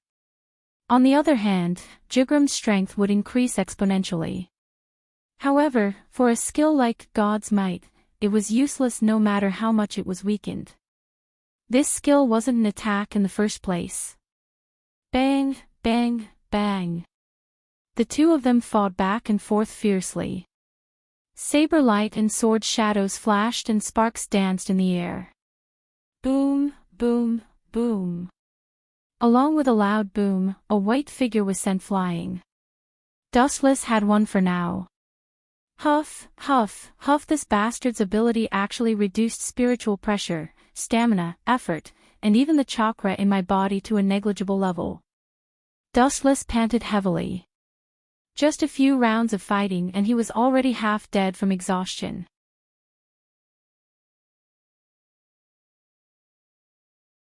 Chapter 1130. Dustless was extremely depressed. In an instant, he felt that he had turned into an old man who was hundreds of years old. Walking was extremely tiring, and his whole body was being eroded by some mysterious power. He was like an old man with a candle in the wind, and his strength was being stripped away. In an instant, he became weak and powerless. It was as if a gentle breeze could blow him away. This power is really troublesome. Dustless's old face was flushed red, and he almost fainted from exhaustion. Jugram's face didn't change from the beginning to the end. Looking at Dustless, his eyes were filled with pure pity, and he said coldly, "It's already commendable that you can hold on until now. Now, let me purify you. You should be proud to die in my hands, and you should be able to rest in peace in the underworld for scheming against our wandless empire." After saying that, Jugram stepped forward gracefully. "You want to purify me? You overestimate yourself." Dustless coldly snorted, full of contempt and provocation. The eye power of Samsara's Sharingan went berserk.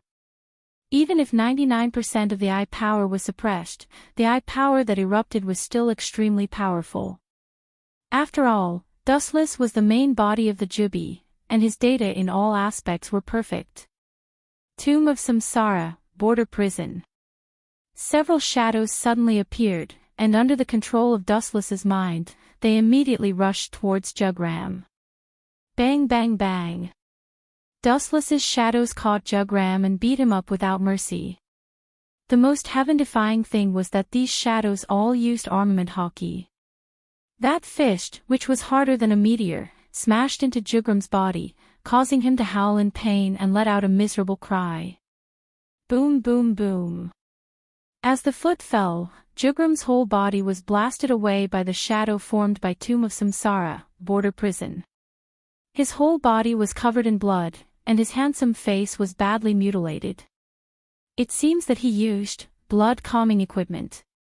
Otherwise, he should have been beaten to a pulp. Dustless muttered in his heart. At the same time, he jokingly said, "Yo. How did you get beaten up like this? Didn't you say that you want to purify me? Come here."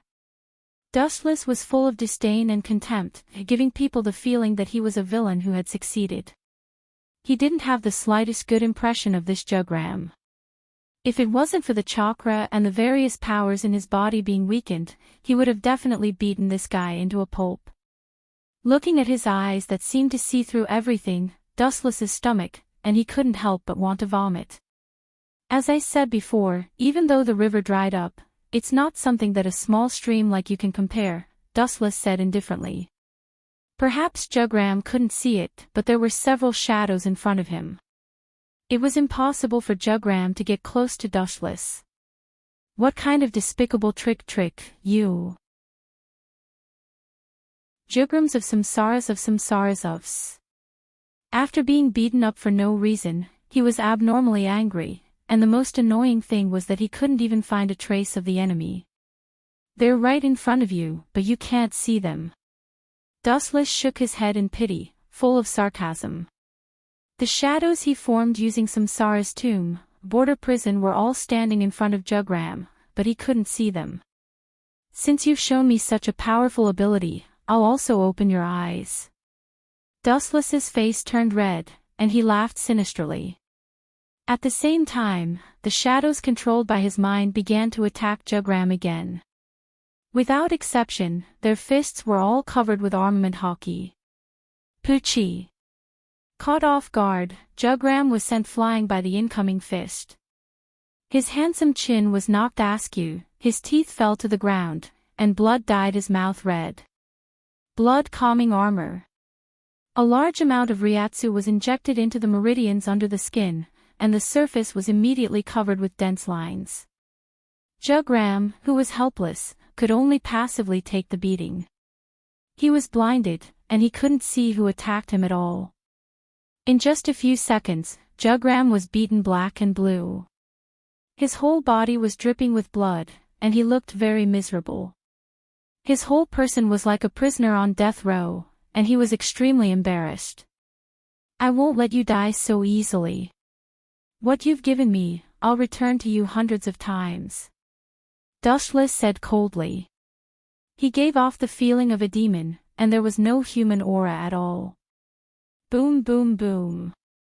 An extremely powerful energy beam erupted, raging like a hurricane. The enchantment set up by Urahara Kasuk creaked and gradually showed signs of collapsing. It seems that I can't play anymore. Dustless muttered to himself. The hostility in his eyes was buried deep. He looked at Jugram as if he was looking at a corpse, without any emotion. Although I don't know what's going on, one thing is certain. The person behind this technique must be. Bang bang bang. Before Jugram's words fell, another wave of punches and kicks annihilated him, ruthlessly destroying him. He was in so much pain that he wished he was dead. Shoo shoo shoo. At this moment, a violent roar sounded, and afterimages that were difficult to catch with the naked eye came head-on. They almost instantly arrived in front of Dushless, and the sharp Ryatsu sword slashed down. However, at this moment, a sudden change occurred. The sudden change made Jugram dumbfounded as he stared blankly at the dazzling sky in front of him. He suddenly felt that he was very small, like an hourglass, and was easily subdued in an instant.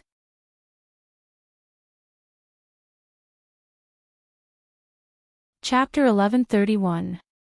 The golden light and the void connected together, and the scale and momentum were incomparably vast. It was so dazzling that Jugram could not open his eyes. At this moment, two daggers slowly wrapped around Jugram. His arms and legs were all bound by golden chains, and he was easily subdued like a dumpling. What is this? Jugram muttered. He swayed his body and released his spiritual pressure at the same time, trying to use his powerful strength to shatter the chains. However, the effect caused Jugram's eyes to widen. His spiritual pressure had no effect on these golden chains at all. This is called the Heaven Lock. Dustless's eyes were exceptionally dim and powerless. His entire body was filled with powerlessness. After seeing Jugram being subdued, he directly sat on the ground. Heaven Lock. Hearing this, Jugram repeated the name. He knew all kinds of death gods Bankai and the Ghost Dao, but he realized that he had never seen this Heaven Lock before. It seemed to have jumped out of the category of Death God. It was not just Death God, but also Void and Quincy. Humph. Although I am surprised that you have such a trump card, no matter what moves you use, they are useless against me. Jugram's confidence rose from the ashes, and he proudly said, in front of God, nothing is worth mentioning. Hee. Hearing these arrogant words, Dustless's face was filled with smiles. He was abnormally bright as he smiled and said, what a coincidence. My Heaven Lock is effective against gods. It is a type of God of Law weapon. What was a God of Law?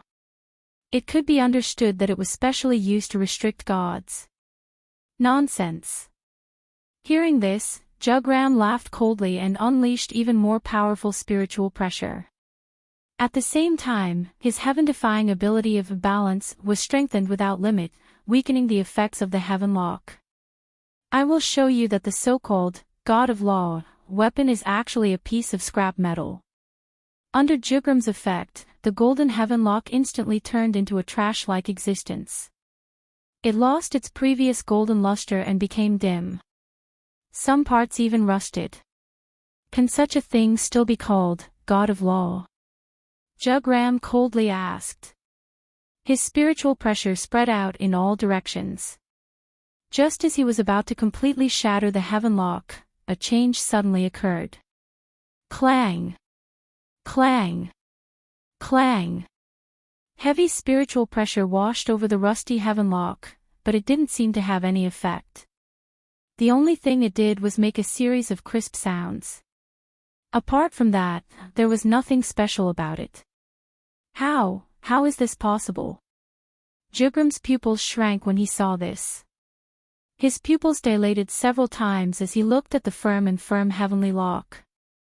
His heart turned cold and he was so shocked that he was speechless. She subconsciously raised her eyes and saw Dustless looking calm and composed, as if everything was within his expectations. The uniqueness of the heaven lock is not its material, but its uniqueness. Dustless's voice sounded very old as he explained in a neither slow nor slow manner. God of justice is a type of rule. It has nothing to do with the material used to create the heaven lock. What do you mean? Hasworth, who was at a loss, frowned slightly. He felt that Dustless was implying something. The meaning is very simple. Dustless smiled and explained, it's because you're a god that the power of the heavenly lock can be maximized. Nonsense. Snorting coldly, Jugram said with contempt, I'll tear this piece of scrap metal apart for you to see. This enchantment won't last long. Don't waste my time.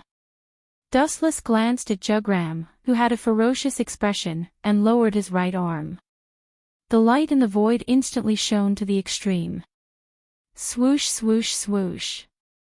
Countless divine weapons came crashing down. The sharp cold light was enough to cut through mountains and separate the sky. The void was replaced by a sea of weapons. Gulp. Bean-sized beads of sweat dripped down from Jugram's forehead. Seeing this, Jugram struggled even harder, but it was useless. He could only watch as the weapons came at him. He was destined to be pierced full of holes. Poochie! Poochie! Poochie! The sound of his body being cut apart didn't stop. Jugram was in an abnormally miserable state. His body was pierced by all kinds of weapons. It was too horrible to look at. His limbs, internal organs, and even his head and throat were all severely injured. You bastard! Jugram used all his strength to speak in a hoarse voice. His throat was already damaged, and it was very difficult for him to speak. He said with hatred, Don't think that you've won. I will make a comeback. I know that. Dustless smiled calmly. His body had completely recovered, which meant that Jugram was completely done for. However, this was only a temporary victory. After they died, their souls would all belong to Yawatch. They could still use their saint abilities to revive again. Unless they killed Yawatch himself. So what if I make a comeback? I can kill you once. Do you think there won't be a next time? Idiot, I can only tell you that it will be even easier to kill you next time. Dustless didn't care. He wouldn't fall for the same ability twice. Jugram laughed sinisterly and shouted, Don't be so, Poochie. Before he could finish his sentence, Jugram's body was cut into two. The cold light of the heaven cluster cloud sword pierced through his body and cut him in half mercilessly. You don't even realize your own identity. A lackey will always be a lackey. His indifferent gaze swept across the ground. Jugram's body instantly burned with black flames. The flames only stopped when he completely disappeared.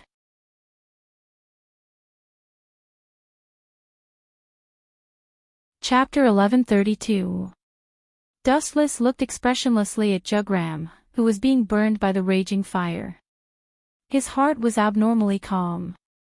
At this moment, the barrier set up by Urahara Kasuk finally couldn't bear the burden and collapsed. The scorched earth on the ground was exposed to the air. You asked for it. After a while, Dustless murmured. Just as he was about to leave, an uninvited guest suddenly appeared. "Are you here to die?" Dustless asked indifferently. The newcomer seemed to have noticed that Jugram's spiritual pressure had disappeared. He stared at Dustless ferociously, and the spiritual particles around him were filled with flames. It was obvious that this person was about to go berserk. He locked onto Dustless, and the violent spiritual pressure fluctuations directly shook the ground. Dustless looked up and glanced at this person. He said indifferently, "Even Yawatch won't revive someone like you after you're killed. You're different from those guards in Jugram. You're just a small chess piece." Dustless said coldly. The newcomer was Busby, who had been killed by him before. Who would have thought that after being revived, he would come to die again? "Hugo, Jugram's spiritual pressure has disappeared. Did you do it?"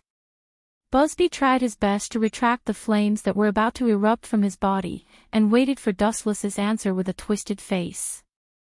Crack, crack, crack, a crisp sound of bones rang out and drilled into Dustless's ears. It came from Busby's body.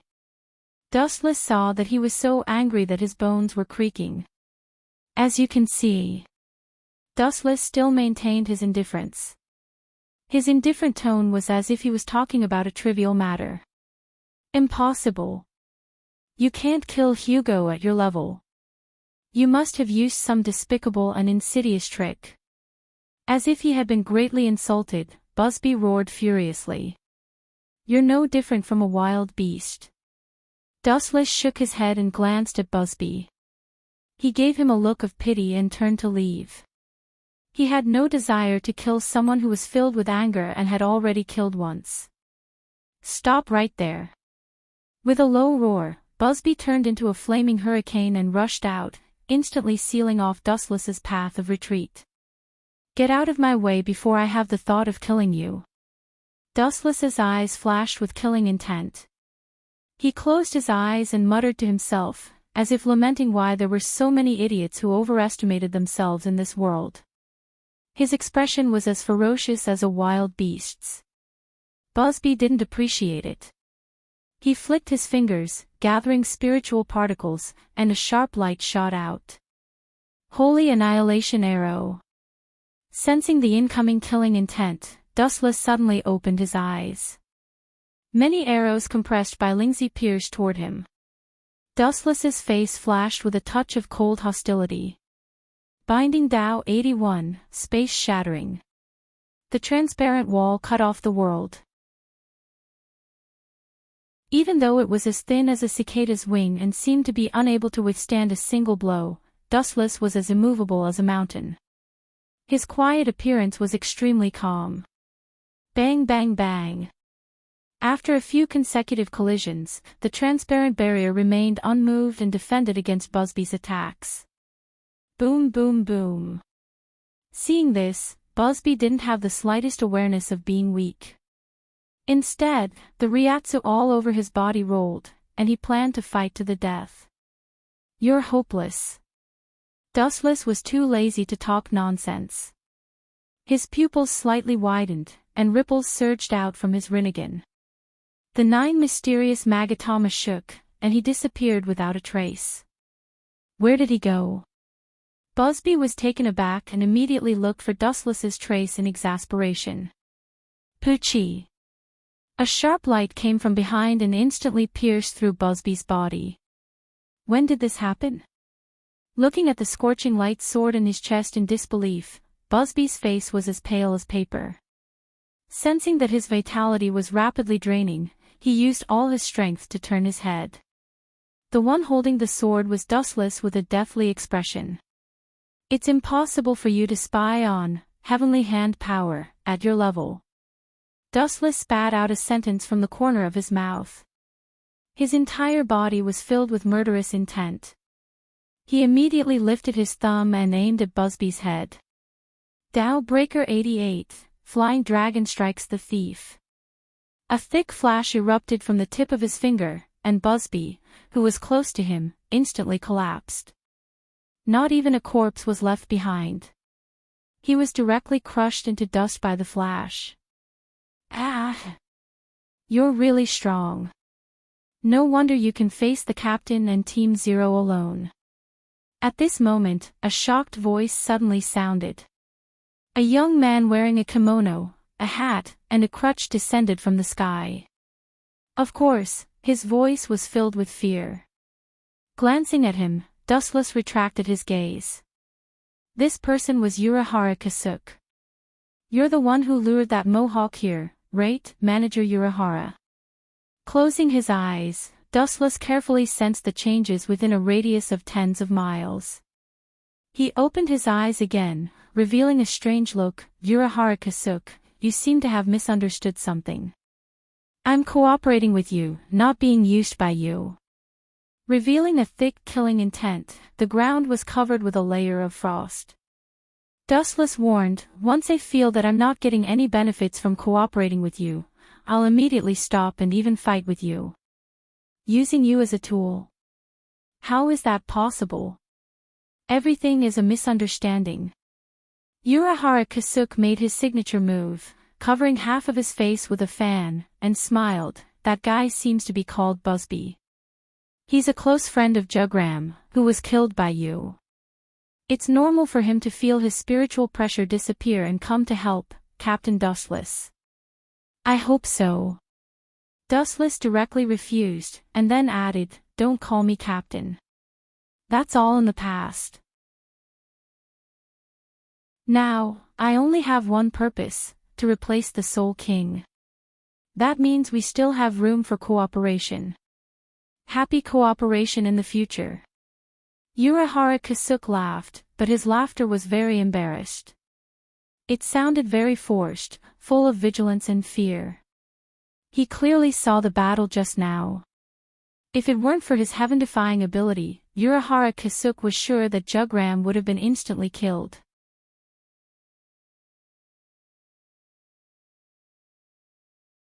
Chapter 1133.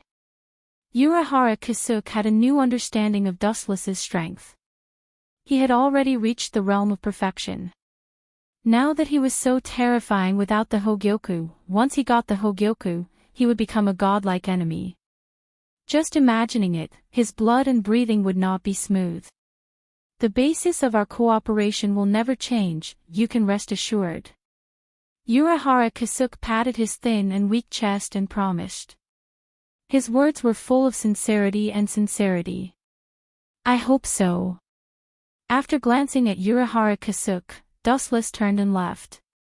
What happened to Soul Society had nothing to do with him. Now that the situation was settled, Jugram, the culprit, had fallen, it was equivalent to the entire Quincy losing its brain, and it was close to extinction. Dustless and Urahara Kasuk brushed past each other, leaving him with a back view. After taking a deep look at Dustless, Urahara Kasuk no longer spoke.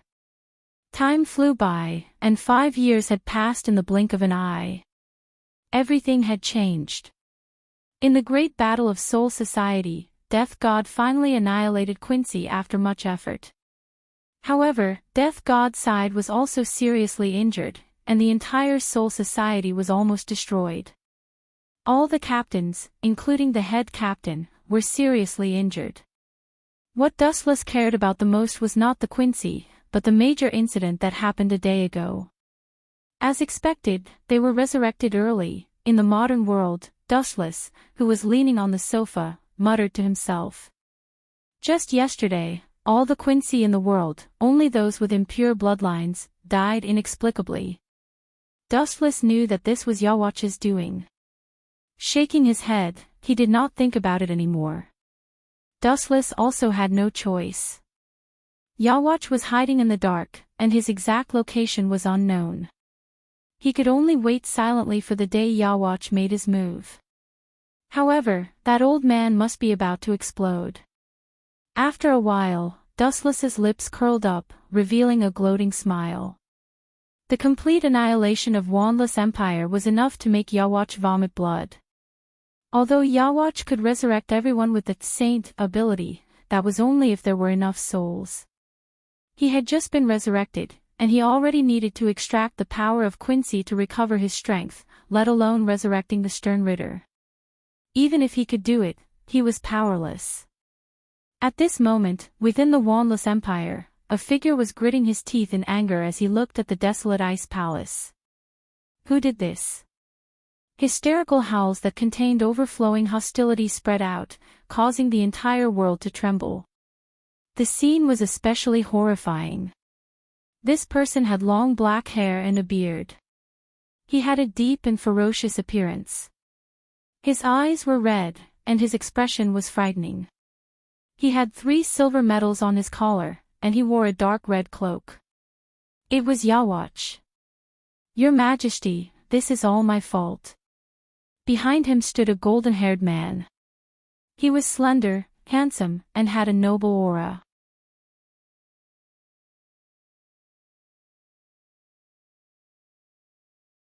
Chapter 1134. Over the years, Dustless disguised himself as Hogyoku's consciousness and often bewitched Aizen, and many impossible things became possible. As a result, Aizen was led by the nose by Dustless without knowing it. There is no suitable candidate for the Shinigami in the modern world. In the dark laboratory, Aizen observed Soul Society through the crystal screen, and from time to time, he would choose a suitable Shinigami. Let Rukia go. After a while, Dustless disguised himself as Hogyoku's consciousness said. Her. Aizen heard this, and a young girl immediately appeared in his mind. He frowned and said, she seems kind, if she's not the Hollow's opponent, it would be bad. It doesn't matter. Hogyoku's consciousness explained, I think she's just right. She has a kind heart. If it's someone else, they might not lend the power of Shinigami to Shinozaki Ichigo. This. You're right, I neglected it. Sosuke Aizen nodded and agreed with Hogyoku's idea. He immediately went to Central 46 to give orders. The modern world, in the villa he robbed. Dustless looked at the star badge in his hand. The quality was exquisite, shining, and filled with a special power. It looked very mysterious. This was the star badge that Quincy used to steal the Shinigami's Bankai. Hee. Jugram left me something good. I thought I would need to use the system to steal Captain Yamamoto's Bankai, but it seems that I don't need it anymore.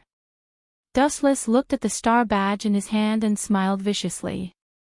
Once he took the Bankai, it would be a huge blow to him. The strongest Shinigami was only in name. At the same time, 3 days later, Rukia came to Kozaku as Dustless expected. Aizen deliberately magnified the hollow to get close to Ichigo, and Rukia, who detected the presence of the Grand Hollow, gradually approached the Kurosaki family. Dustless hid in the dark and silently observed this scene. Ao ao ao. The hysterical roar resounded through the sky. Shinozaki Ichigo, who was born with strong spiritual power, immediately noticed this abnormality. He saw the invading great void through the window and quickly ran downstairs. Is that Kurosaki Ichigo? Dustless thought to himself as he hid in the alleyway, revealing half of his face. An orange-haired youth came into view. His appearance and temperament were ordinary. The first impression he gave others was that he was asking for a beating. No wonder this brat always attracts a group of people to beat him up. Dustless pursed his lips. The first impression that Kurosaki Ichigo gave people was that he was a delinquent and very arrogant. Puchi. Puchi. Puchi. The grand voids that rushed over were obviously not a match for Rukia, and they were all cleansed in no time. Dustless could not help but be stunned by her straightforward manner. That idiot Sosuke Aizen. The current Ruki is no longer the same as before. Her slash and transient steps have improved tremendously. Dustless frowned. If this continues, the chances of awakening Kurosaki Ichigo's death god power will be 0. Kakaka. The void behind him suddenly exploded, and a powerful grand voids came out from it. Dustless deliberately opened the black cavity and released the grand voids to besiege Rukia. Until she was exhausted. Boom boom boom. A large Jillian came out from it, and a giant flash came out from its mouth. The dark sky was dyed red, and it was filled with a demonic luster of destruction. The target was not Rukia, but Kurosaki Ichigo. This damn Jillian just doesn't listen to me. Seeing this, Dustless's heart sank. He looked at Rukia, who was wiping her sweat, and his heart fell to the bottom. He was sure that Rukia would not be able to withstand Jillian's void flash. She was too immature now. Whoosh whoosh whoosh. Dustless was pondering, and a giant flash came down and blasted towards Kurosaki Ichigo. Seeing such a scene, Dustless could not help but feel nervous. After thinking for a while, he decided to help Kurosaki Ichigo. This kid was too important now, and he could not die. Dustless's pupils spun rapidly, and he suppressed his pupil power to the minimum, and focused on the falling void flash. Mahabharata. An undetectable repulsive force spread out, and the void flash was blown away. Its trajectory was suddenly changed, and it smashed towards the other side of the street. Coincidentally, a good-looking middle-aged woman was carrying vegetables home. What's going on? Kurosaki Ichigo was shocked, and he instinctively looked at the direction where the void flash fell. After seeing the middle-aged woman, his face changed, and he used all his strength to shout, "Go away, Mom." Dustless was stunned by Kurosaki Ichigo's deafening voice. Mom. Dustless opened his eyes wide, and while everyone's attention was on the void flash, he floated in the air and saw a female figure in the direction of the void flash. Kurosaki Manori was taken away by Dustless, and now this Quincy's mother's surname was also Kurosaki. Boom boom boom. The falling void flash mercilessly hit Kurosaki Ichigo's mother, taking her life. Her whole body turned into a charred corpse in the middle of the street. Her heart had completely stopped, and she was burned beyond recognition by the void flash. It's really an accident this time. When I came, there was no one there. Dustless was speechless, and he was sweating profusely. Such a huge mistake was beyond his expectations. Who would have thought that such an accident would happen for a small matter? He subconsciously looked at Kurosaki Ichigo, and his face changed. You're tuning into the Journey of the Soul YouTube channel. Don't forget to subscribe and join us on this journey to catch the most captivating stories.